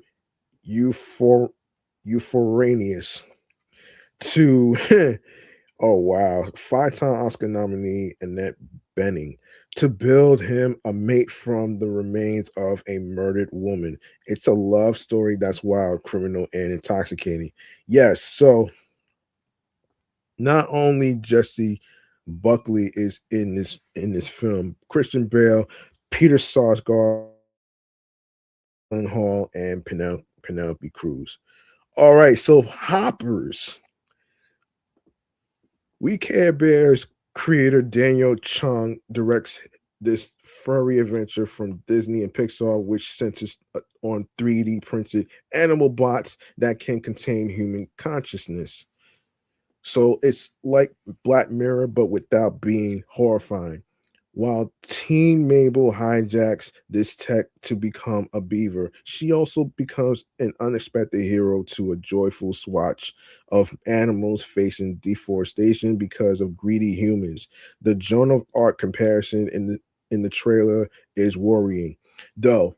Um, like we know things didn't end great for Joan, but Pixar won't burn a teen girl's brain at the stake, right? Unless this is Pixar's Black Mirror. Yeah, Pixar's Black Mirror. So in the movie Piper Carter, Bobby Moynihan John Hamm, Amy Circus, excuse me, Sedaris, and Meryl Streep are in the movie. Hoppers, I believe, comes out March 6th of next week. So there you go. Now on to Alpha. Um, One of my personally most anticipated films coming out in 2026 is Alpha, the latest from Julia Ducournau, who has previously brought us such twisted and thrilling films as the cannibal coming of age drama Raw and the unhinged family drama Serial Killer Thriller Titan, excuse me. Named for the 13-year-old girl at its center, Alpha follows what happens when she comes home to her single mom with a tattoo on her arm. Now, if you don't know Du Ducarnau's work, you might be thinking this is some scoldy drama that skews into after school special territory. From the trailer, which leans hard on Nick Cave and the bad seeds, the mercy seat, you get a sense of how surreal and unnerving Ducarno gets. So this is starring Tahar Rahim um and let me see. Um Gold Shift Tay, Farahani, Melissa Burrows, Emma Mackey, Finnegan Oldfield, and Luau L. M. Rousey. And it comes out March 27th. Project Hail Mary. Calling out to all the space nerds and just those of us who revel in cinema. Project Hail Mary is adapted from a novel by Andy Weir, who famously wrote The Martian, which became an epic Matt Damon movie. It's directed by Phil Lord and Chris Miller, from the Lego movie, 21 Jump Street, and Spider-Man Into the Spider-Verse, with an adapted screenplay from Drew Goddard, um, from The Martian. And it's starring Barbie's Ryan Gosling, and Anatomy of a Fall, Sandra Holler, and the Bears Lionel Boyce. On paper, this movie maps hard to excellence. Set on an Earth where the sun is dying, Project Hail Mary follows scientist Ryland Grace on a mission to save the day. Along the way, he makes an alien friend he calls Rocky, and they find they have key things in common, like a love of Oasis. I mean, probably right. Ryan Gosling, yeah, Ryan Gosling, Sandra Huller, Lionel Boyce, Ken Leung, and Milana Vaintrub. And comes out March 20th. Hit Me Hard and Soft the tour. Billie Eilish has a stage presence like no other, and whether you got experience her unique brand of ballads and bravado on her Hit Me Hard and Soft tour or not, you have the chance to see the stage show in 3D. Plus, get a taste behind the scenes. Don't call this a concert doc, directed by Eilish and James Cameron. Hit Me Hard and Soft, the tour promises to be an innovative new concert experience that employs groundbreaking tech to blow audiences away. What does that mean? Man, I don't know, but are you as stoked as I am to find out? Yes, so Hit Me Hard and Soft, the tour hits theaters in 3D on March the 20th. Ready or Not, Here I Come. In the hit horror comedy Ready or Not, scrappy newlywed Grace Lay Domas, played by Samara Weaving, managed to outwit and outlast her devilish in laws. but now she's got a new game to play. And it's not just her life on the line. Oh shit. Still bruised from her last life or death game, Grace learns that the High Council families are going double or nothing with her. It's a new level of horror, which no, excuse me, with a clutch of rich and ruthless families competing to kill Grace and, and her estranged sister Faith, played by Catherine Newton. There will be blood and plenty more. Eat the rich thrills. Samara Weaving, Catherine Newton, Sarah Michelle Gellar, Sean Hatasi, Nestor Carbonell, excuse me, Kevin Durant, Olivia Chang, David Cronenberg, and Elijah Wood. All right, so wait a minute here. Wait a minute here. What's going hold on, what's going on in I forgot, man. Hold on. There was another movie that's coming out on Friday the 13th. I didn't see this. I didn't see this. Um, yeah. Let me look this up right now, man. Let me look this up. Okay. Movies coming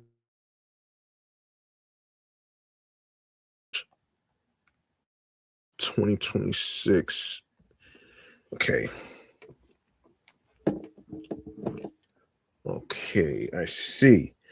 I see. Let me see. So wait a minute. Wait. Wait a second here. All right. Let me see. Why no. Yes, hoppers. Yeah, I just talked about that. Um,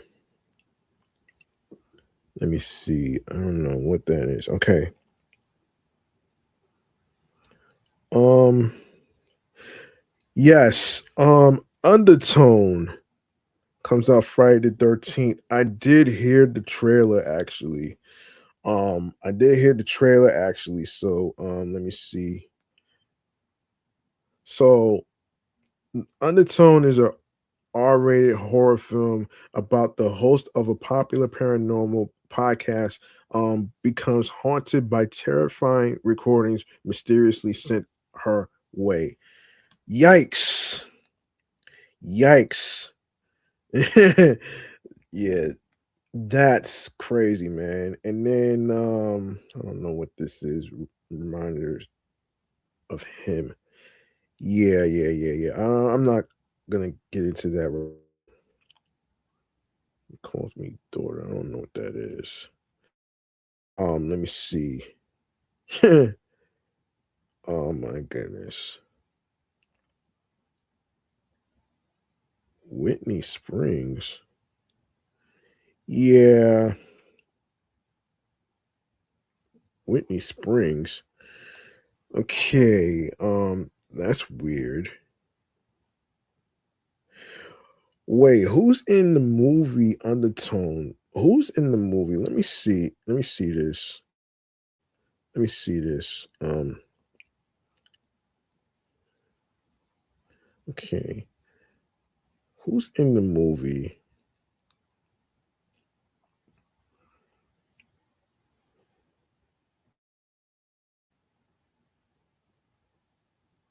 The hell?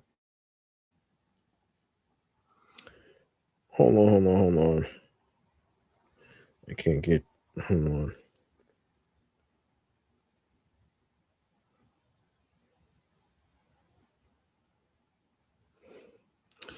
Yeah, let me see something here. Let me see who's in the movie. Hmm, all right. Okay. Undertone. Let's take a look here. All right. So who's in this movie, man? Like, we're not even sure who's in this movie. What the hell? Who is in this movie? It's not saying who, but um, let me see. All right, hold on. Let me I find something on Movie Insider. Anyway, Movie Insider. Let's go there to see who's in it. Let me see who's in this. Okay, Friday the 13th. Let's go to Friday the 13th. Um, Undertone. All right, hold on. Who's in this? Who's in this? So you got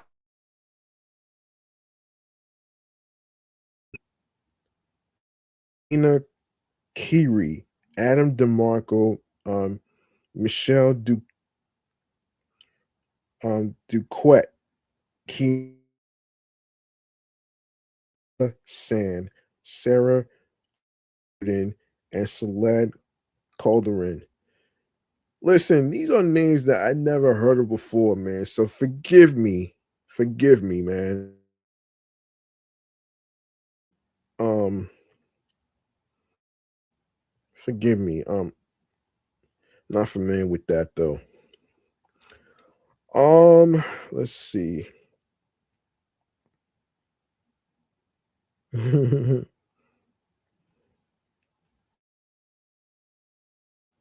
me see. Let me see. I just talked about Project Hail Mary. Radio Not is like in theaters. Okay. Whitney Springs. All right. What the hell, man? I'm not gonna go there. I don't yeah. So do not enter another horror movie. Another horror movie that's coming out with Nicholas Hamilton, Spencer Mendes, Susco. The Creepers are thrill-seeking urban explorers who love pushing things to the edge, and their latest stunt, live streaming from New Jersey's abandoned Paragon Hotel, is their biggest yet. With its mobster past, supposed ghost, and rumored stash of $300 million, the Paragon is catnip to the creepers, a surefire way to increase their fan base, but Fear has other plans. Darling to enter the Paragon, not heeding the warnings. The creepers fend off deadly rivals while supernatural creatures stalk them from the shadows, testing their endurance. Less, hold on, sanity and willingness to pay fame's heavy price. Yeah, yeah. Botet, Jake Manley, Francesca Real, Shane Paul McGuy, Adeline Rudolph, Kai Caster, Lawrence Forain, Mark Klassfeld, and uh, Dika Hadnot. Oh boy, that comes out. When is it? When is that coming out? So this comes out when? When is this coming out though? Hold on a second. When does this come out? And really? Really?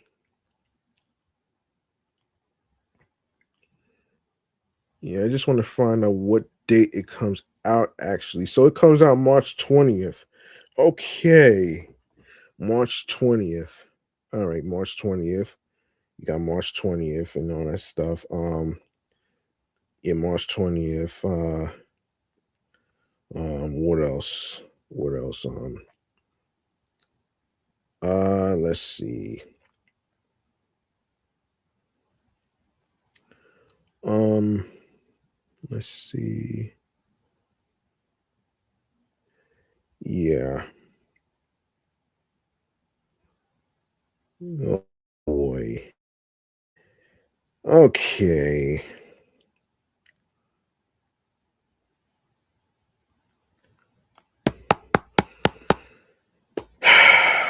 All right.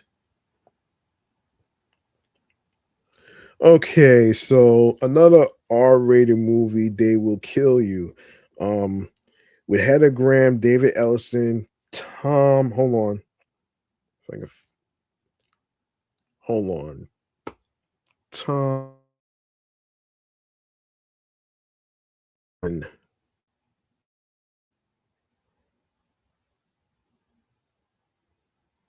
Hang on.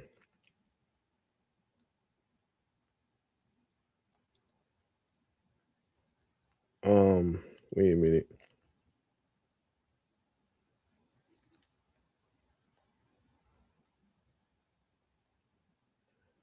Where is it? Where is it?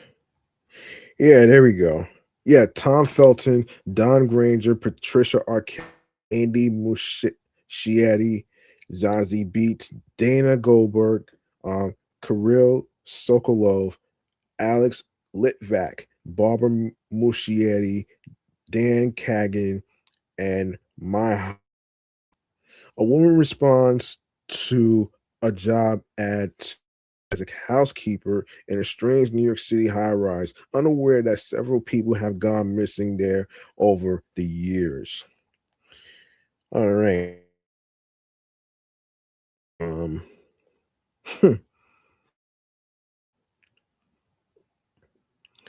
yeah. Um, let's see.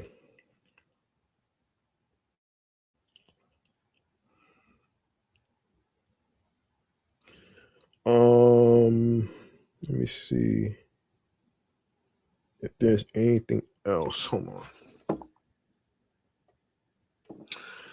All right. I'm going to go out on all this.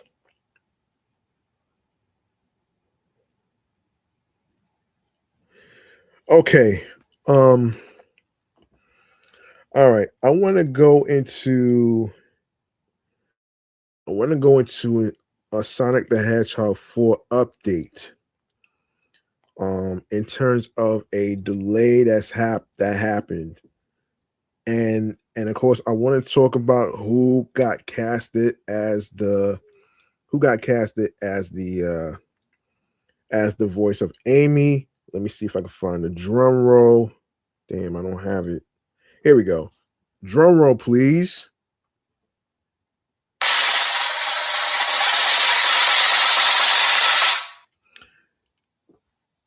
All right. You probably know this actress who is popular from the TV show Veronica Mars and all the other movies that you may know her from, other projects. Now, um, the person that has been casted to play Amy Rose is, hold on, come on, hold on. The person that got casted to play Amy Rose is, so let me just do a drum roll.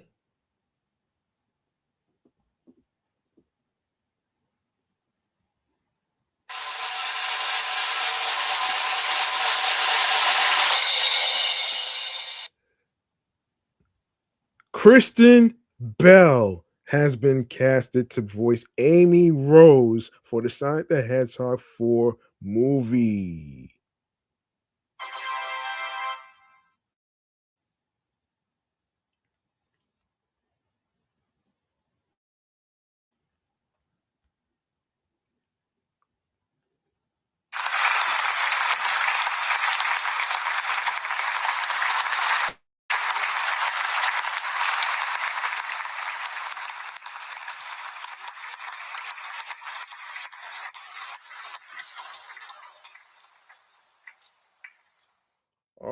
let's get into it right here.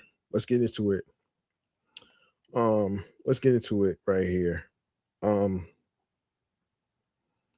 yeah, I'm gonna hold off on the Christina Aguilera biopic for another time. So I want to actually get into let's get into this right here. So yes, as said, man, Kristen Bell has been announced to play the voice of Amy Rose, according to the folks from Deadline.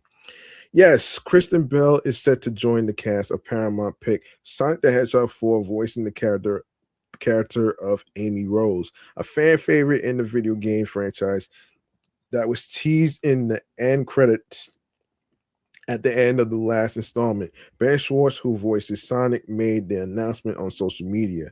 The film is set to bow on March 19th, 2027, with Schwartz reprising his role along with Jeff Fowler returning to direct. Producers are Neil H.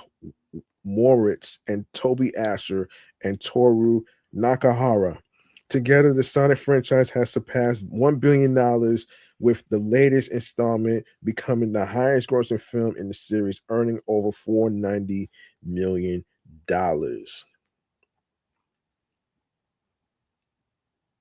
That's $490 million.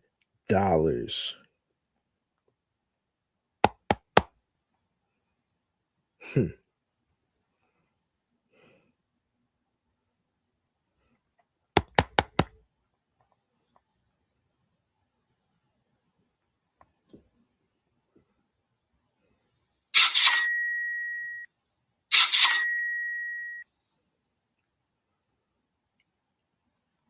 All right.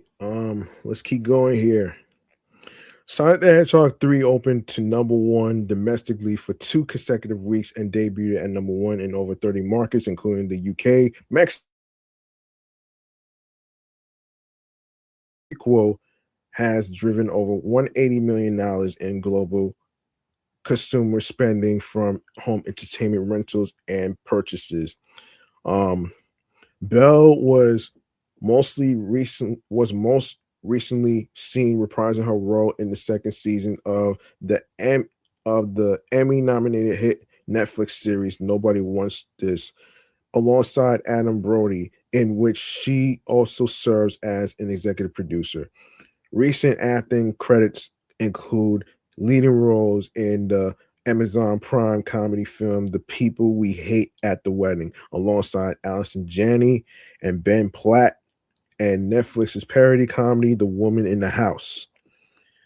Now, I want to get into the delay that's happened that the delay that happened. So this is according to Nerdist.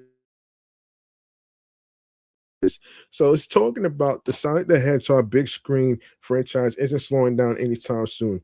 Via the Hollywood Reporter, where we've learned that years a fourth Sonic movie will speed into 22nd, 2027. This is a delay from its original date, March 19th, 2029. Excuse me, March 19th, 2027. Original release date.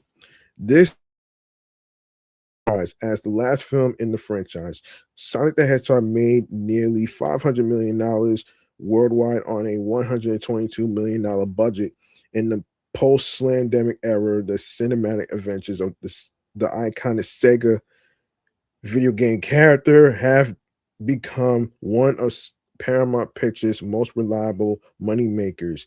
We we uh we fully we fully we fully expect Ben Schwartz to return as the voice of the titular hero.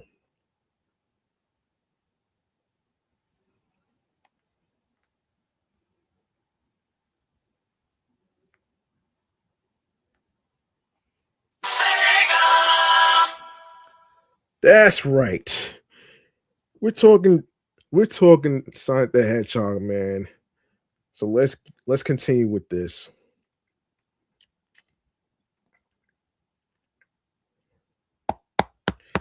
Hold on. Will Sonic the Hedgehog 4 keep that particular? I don't. Hang on. What the hell?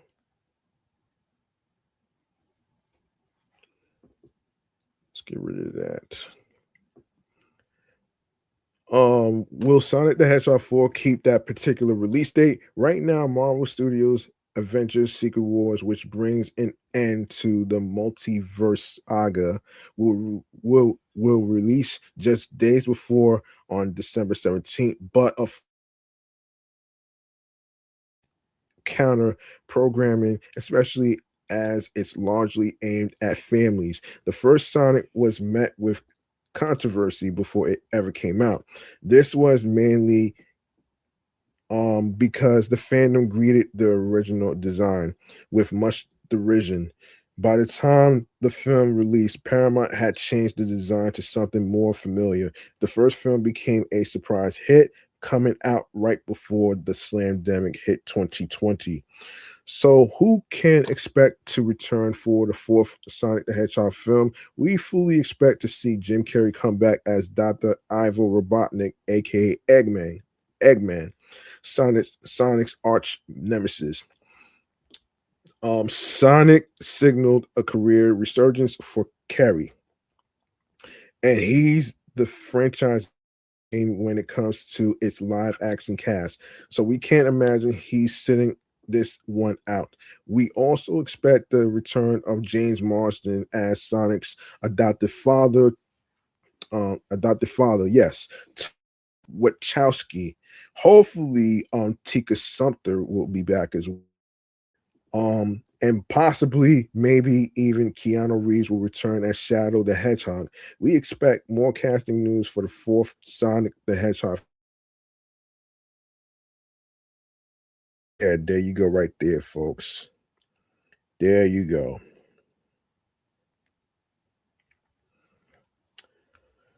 All right. Yes. Yes. Speaking of movies, Wuthering Heights has been number one for the past few days. Yes, another R-rated movie. This weekend at the box office was the tale of two holdovers as Wuthering Heights waltz waltz it to $150 million worldwide. No, while Goat hit the $100 million mark. Director Emerald Fennell's gothic romantic drama Wuthering Heights, which seeded the top spot in North America to Goat. Um, was number one at the international box office with $26.3 million from 76 markets. In a theatrical surprise, the R-rated film has been a bigger draw overseas, with sales having climbed to $91.7 million to date. Top foreign territories include the United Kingdom with $22.5 million, Italy with $9.4 million, and Australia with $8.3 million so far. Wuthering Heights has grossed $151.7 million worldwide against an $80 million production budget. Goat captured second place with $17 million from 51 territories, representing 70% of its overseas footprint. Sony's original animated adventure about an animal who aspires to be a basketball champion has earned $44 million internationally. The UK is the highest grossing market with $14.5 million, followed by Mexico with 3.4 million dollars, and France with $3 million. Along with $58 million at the domestic box office, Goat has $102.3 million against a price tag of $80 million. Elsewhere at the international box office, Amazon MGM's heist thriller Crime 101 added $6.2 million. Another R-rated movie added $6.2 million from 75 markets in its second weekend of release. The film, starring Chris Hemsworth and Mark Ruffalo, has stalled with $21.6 million overseas and $46.3 million worldwide. That's a terrible result for the studio, considering it spent $90 million to produce the film, and theater owners keep roughly 50% of ticket sales. Outside of Hollywood releases, China's comedy Pegasus 3 is dominating with estimates over $200 million during the Chinese New Year, a popular time for moviegoing in the country. The film is doing especially well in IMAX with $21.7 million over the weekend, the second consecutive Chinese language hit for the company after last year's phenomenon on Ninja 2. All right, let me see what else. Let me see what else to talk about. Let me see. Let me see. So yes, congratulations to Kristen Bell for being cast to voice Amy Rose. All right.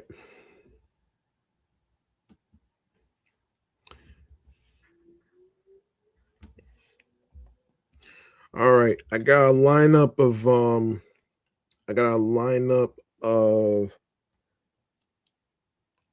music performances that's going to be performing at the governor's ball. You want to know who it is? I will gladly break this down in a segment that I like to go to, which is remains to be seen. Let's do this. Remains to be seen, kids. Get it? Remains to be seen.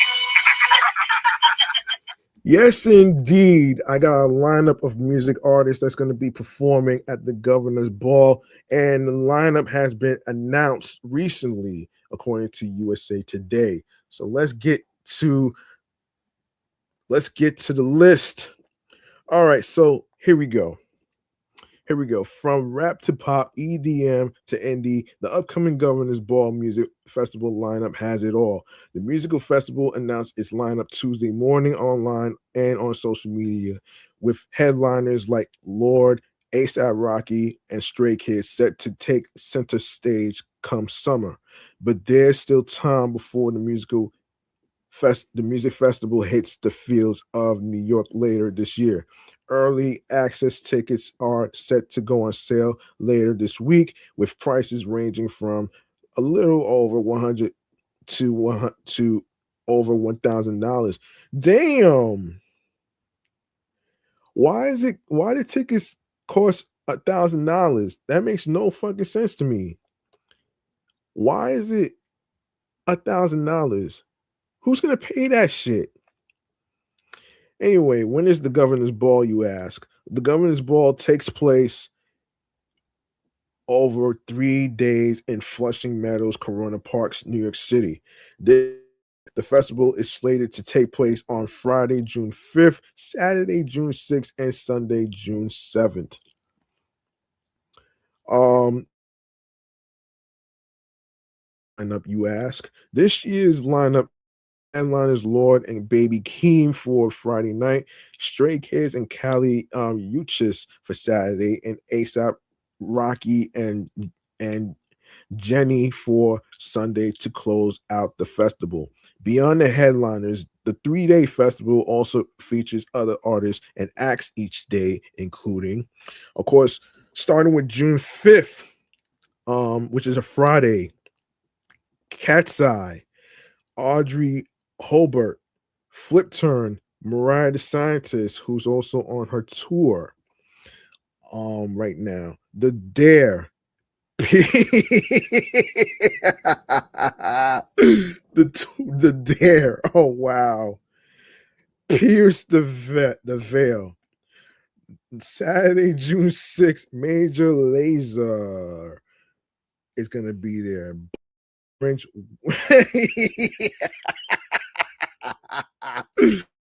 Man, yo, these nicknames are killing me right now, man. Yeah, yeah. Blood orange, wet leg. Oh shit. Raven Lene, Del Water Gap. Oh shit. Spacey Jane is gonna be there as well. June 7th, Dominic Fight Geese. Oh shit. Japanese breakfast. Oh no. The clips is gonna be there between friends and hot mulligan.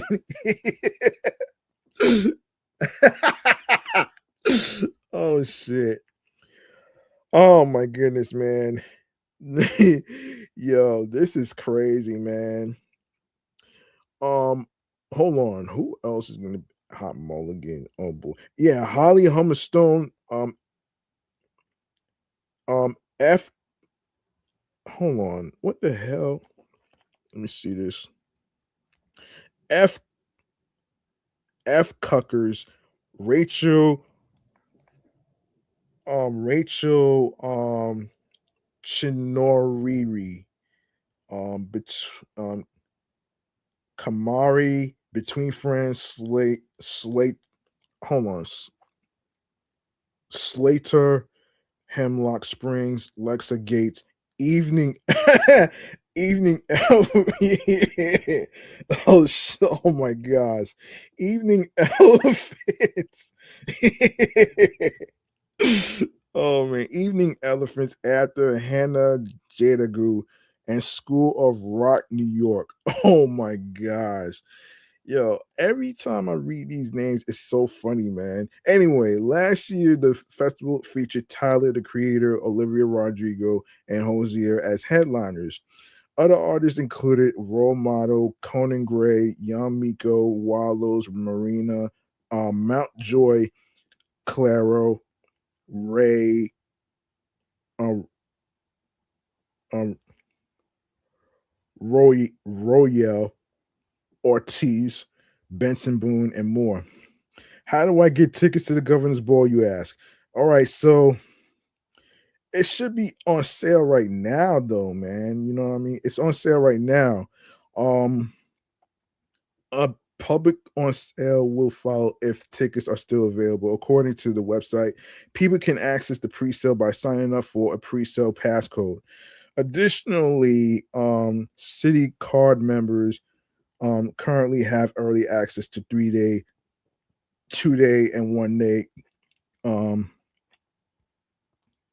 1 day GA plus, VIP and pit viewing tickets with locked in tier one pricing now through um which already passed already actually was January Thursday, January 8th. Tickets start at $139 for a single day of general admission and increase when more amenities are added, like a view from the pit and VIP access. The pit viewing ticket options top off at $1,299 for 3 days. Damn. And grants the concert goer the same amenities as VIP, like a designated lounge, and also includes access to an exclusive viewing area at all three stages in front of VIP viewing with complimentary water and soda. All right. All right. We got more places to talk about here as far as fun activities to do for the weekend. So let's get to that right there. Let me see what the hell's going on here. Fun things to do for the weekend. This was posted. Okay. Let me see. Let me see. So you got the Orchid Show that's happening. That's happening. The Orchid Show at the New York Botanical Gardens exhibits thousands of species of beautiful blossoming orchids, making it one of the best NYC events in February and one of the best things to do in the Bronx. New York Botanical Gardens Orchid Show has been running for more than 2 decades and has only gotten better year after year. The Orchid Show this year will explore the connection between natural flora and the concrete jungle and a dazzling reimagining of the Big Apple from stoops and slice shops to the um New York Botanical Gardens Orchid Show runs from February 7th through April 26th of this year at the New York Botanical Garden, located at 2900 Southern Boulevard, Bronx, New York, inside the Enid A. Um, HAUPT Conservatory. Yeah. Also, come on.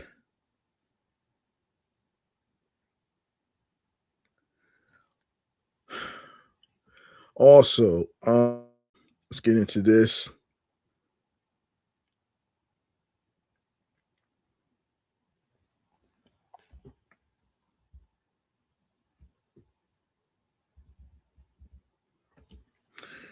All right, let's get into this actually. Hold on. Hold on. All right.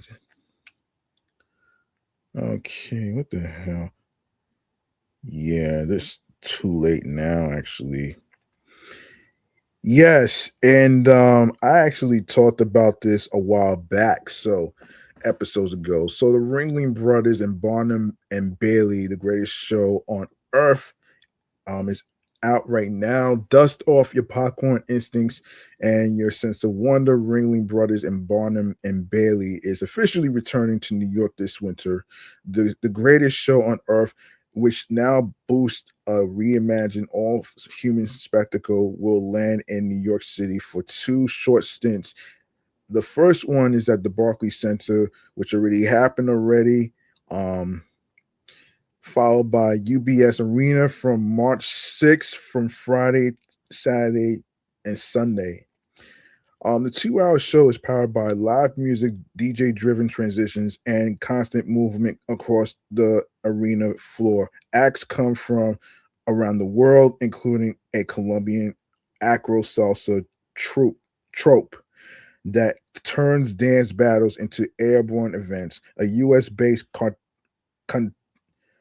contortionist who treats flexibility like a superpower, and acrobatic bike and hoop diving performance from China. You can expect aerial stunts, precision, balance, work, and large assemble moments. Um, if you want to go to the one by the UBS Arena, hurry up and get your tickets, and especially the one in the Prudential Center as well in New Jersey. Let's see. Let's see what else I could provide y'all. Some fun activities and stuff. Nothing too boring. So let me see.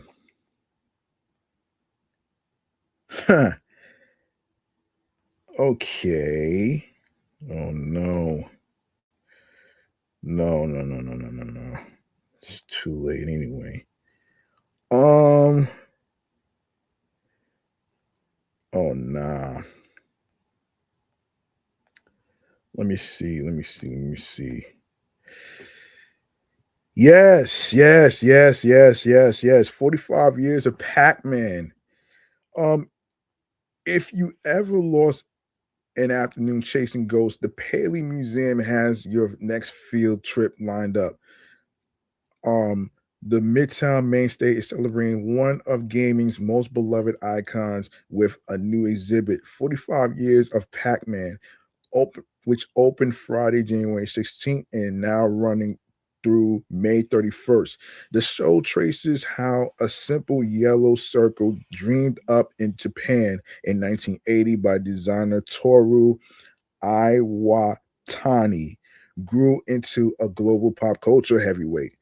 From early arcade cabinets to living room consoles and far beyond, Pac Man redefined what video games could be. Whilst at the exhibition, visitors can can jump straight into the action with classic Pixel Bash arcade cabinets, competitive rounds of Pac-Man Battle Royale Championship, and newer titles like Pac-Man World 2 Repack. There's also a chance to tackle what museum bills as the world's largest Pac-Man. Let me take a look and see what's going on and how you can actually let me see this. Is there a way you could get I don't know if you could get I think this is a free event, man. This no, is it? Is it a free event? Wait a minute here. Let- yeah. Yeah. Hold on a second. Is it a free event? How do you get how do you get tickets? Mm, wait a minute here. Oh, this is a free event. This is a free event. My apologies. This is a free event. My apologies. Um, didn't know that. Yes, so this is a free event. What the hell is this? I don't want no Expedia. Yeah, here we go. Here we go. Here we go. I ain't gonna do too many in this episode. I'm probably gonna do a lot. I'm gonna do a lot on here actually. So yeah, like I said, yeah. So this is a free event. Also, okay, so bumper cars on ice at Bryant Park. Don't expect Bryant Park to virtually shut down once the holidays are over, at least not this year. Post New Year's, the park is shifting into full on Winter Olympics mode at Bank of America Winter Village becomes a hub for Winter Olympics inspired fun. Yeah, so bumper cars on ice returns from um, now started from January 9th through February 28th, which is tomorrow, letting visitors bump, spin, and slide across the rink in 10-minute sessions that feel more like a carnival ride than a traditional skate. So there you go, right there. Make sure you check that out. If it's a free, and also check out to see if it's a free event or do you need tickets. So there you go, right there. I'll let you know what the website is in a moment. All righty then. Let's see. So MoMA is opening a grocery store where absolutely nothing is edible, and that's the point. Launching on January 7th of this year, MoMA Mart is a limited time pop-up from the MoMA design store that turns the mundane task of the grocery shopping into a visual prank. Shelves are stocked not with snacks, but with objects that look like food at first glance and then reveal themselves as lamps, clocks, candles, stools, and sculptural decor. MoMA Mart will run from January 7th through March 29th at MoMA Design Store locations, Soho, A1st, 81 Spring Street, and Midtown 44 West 53rd Street, and will also be featured online where people will be able to shop for the various items. Consider it grocery shopping for people who already have snacks and could use a tomato lamp instead. Yeah, that sounds like fun too. Let me see. Oh boy, let me see. What is this? Let me see. It's gonna be some fun stuff. I don't want to give y'all anything boring, you know what I'm saying?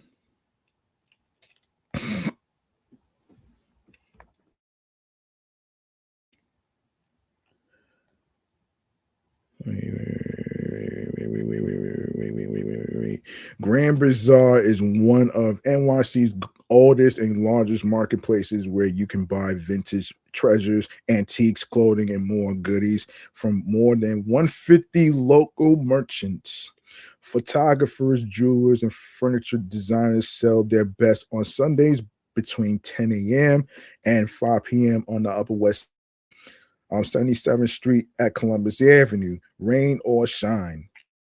Each week offers a different theme, from featuring women owned businesses to focusing on handmade items to spotlighting international wares. The market runs both indoors and outdoors each week all year long. As a testament to the beloved Grand Bazaar's staying power, the market is celebrating 40 years. Already celebrating 40 years. Yeah, celebrating 40 years. Yeah, already celebrated 40 years.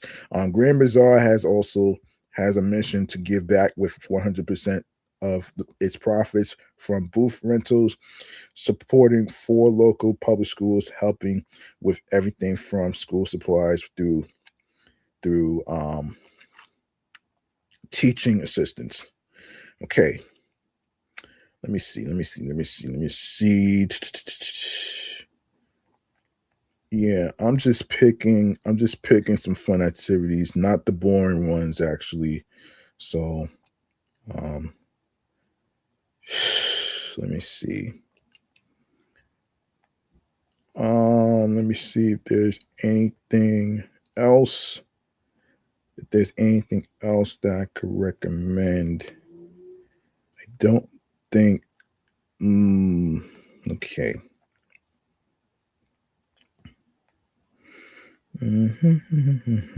All right. Let me see. Ah, let me see. Oh man. Okay. Tucked away on Bridge Street in an old factory basement, this two-story playscape for kids and adults contains ample room for fun, including laser tag, mime bowling, and arcade games. Laser tag games are comprised of 3 10 to 15 minute matches where you bob and weave around rustic columns and obstacles Area 53 has set up. Across an hour and a half, you and your friends will be giggling and screaming as you shoot each other's guns to gain points. It's not for the faint of heart running to avoid lasers. It's is a workout, but a super fun one. We'd recommend checking out its After Dark Laser Tag and Mini Bowling for those 18 plus and up on Thursday nights. Area 53's mini bowling allows for up to 6 people to knock down pins across 25 minutes, and its arcade has traditional basketball, shooting games to racing games, and claw machines. Now let's see. Let's take a look at this to see if this is. Let's see if this is a free event. Let's see. No, you need. Yeah, it's gonna cost you $30 per person, and reservations on Mondays and Wednesdays, Thursdays 2 p.m. To midnight. 18 plus and over after 8 p.m. Fridays, 2 p.m. midnight to midnight, Saturdays, 11 a.m. to midnight, Sundays, 11 a.m. to 10 p.m. So yeah, so you want to check out their website. So this is 53 Bridge Street. So the address is 53 Bridge Street, New York. This is so this is across the street from Water Street. So there you go, right there. All right. All right. All right. I'm about to wrap up I'm about to wrap up, man, because I'm about to wrap up there. I'm only going to do one more thing. One more thing I'm going to do is I'm going to do one more thing, actually, and that's to talk about Sonic's 35th anniversary. Sonic's 35th anniversary. I will talk about that right now in the video game entertainment newsroom. All right. So this is gonna be a quick one right here. This is gonna be a quick one. So So there you, so there you go. So let's do this. All right, here we go.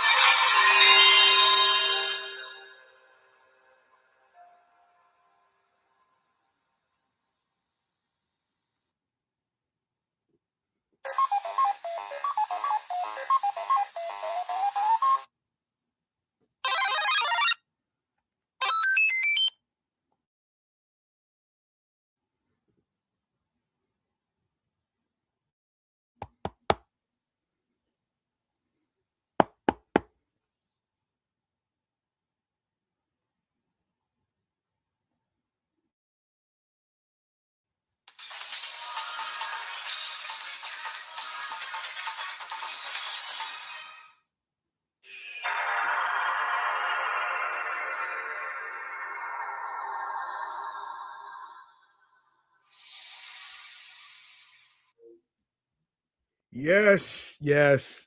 Happy 35th anniversary to Sonic the Hedgehog. Yes, you know what I'm talking about here, man. So here's what's going on here. All right. Listen to this for you gamers out there. This is from Video Games Chronicle. Let's get into it right here. So, Sega has announced its plans to mark Sonic the Hedgehog's 35th anniversary this year, alongside a new anniversary trailer designed to build hype and rewind through Sonic's best moments. Sega has promised a high energy slate of anniversary programs designed to celebrate Sonic's legacy while bringing fans together around the world. That includes digital content, highlighting Sonic's evolution across the decades, fan meetups, brand and retail partnerships featuring limited merchandise, museum pop-ups and art exhibits, live concert celebrations, and a brand new narrative podcast, which is I actually checked this out on YouTube. Actually, it is called Sonic the Hedgehog Presents the Chaotic Case Files podcast. Make sure y'all check that out on Spotify, Apple Podcasts, iHeartRadio, YouTube, and other streaming platforms wherever you get your podcasts. All right, make sure you check it out. Additional 35th anniversary inspired content, partnerships, collectibles, and fan experiences will be revealed throughout the year. It said there's no mention of a Sonic the Hedgehog video game, but it's rare for Sega's mascot to skip an annual release. The last big mainline Sonic game, Sonic Frontiers, however, was released nearly 4 years ago in 2022. We're incredibly proud. We're incredibly proud to celebrate 35 years of our beloved Sonic franchise with our fans, said Marcella Churchill, VP of Sega Brand Marketing. This milestone is not just a reflection of our past, but also a look toward the future as we continue to innovate and grow. And we want to bring our community together and create memorable experiences for all our fans throughout 2026. The original Sonic the Hedgehog was released for the Sega Genesis in North America on June 23rd, 1991, with releases on the Mega Drive in Japan and Europe the following month. Sonic himself is a little older. He first appeared as a dangling ornament hanging up from the rear view mirror in Sega's arcade racing game Rad Mobile, which was released in February 1991. And of course, the game was a success and quickly cemented Sega's 16-bit console as a real contender in the console war with with Super Nintendo. Hold on, SNES. All right, so there you go, right there, man. If I hear any more news about the 35th anniversary, any updates and stuff like that, I will gladly circle back. All right. I will circle back and bring it to this podcast right here. All right. All right. So we're gonna wrap up here.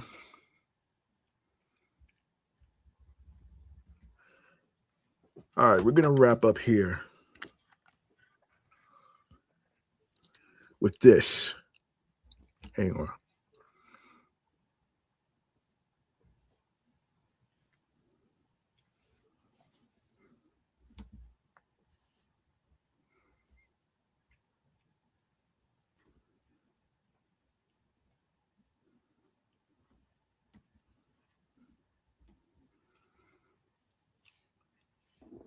All right, we're gonna wrap up here with this. Hang on one second here. All right, so we're gonna go to stream choices on the go. All right, stream choices on the go. Let me see.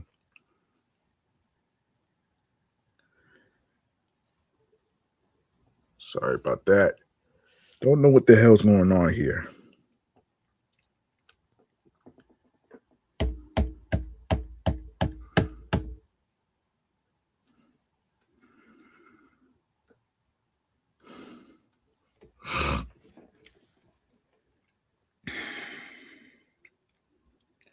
What the hell is this, man? Hold on, what is this?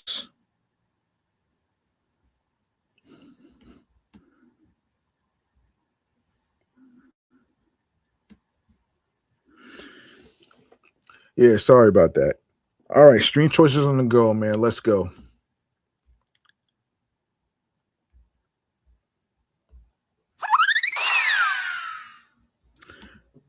All right, make sure you follow off your Gathering podcast on Facebook alongside with Blue Sky Social, Threads, Instagram. The same goes for my other podcast shows that I do, which is my sports platform, Excellent, Fun, Vibrant Talks podcast, and my entertainment review show, Meticulous Vibe Juice podcast. And you can also follow your host with the most, G Money Stacks 555 in Queens, New York. All right, you can't miss that. And you can go to the link in bio where it says Linktree/G Money Stacks 555. You're going to want to take a look at the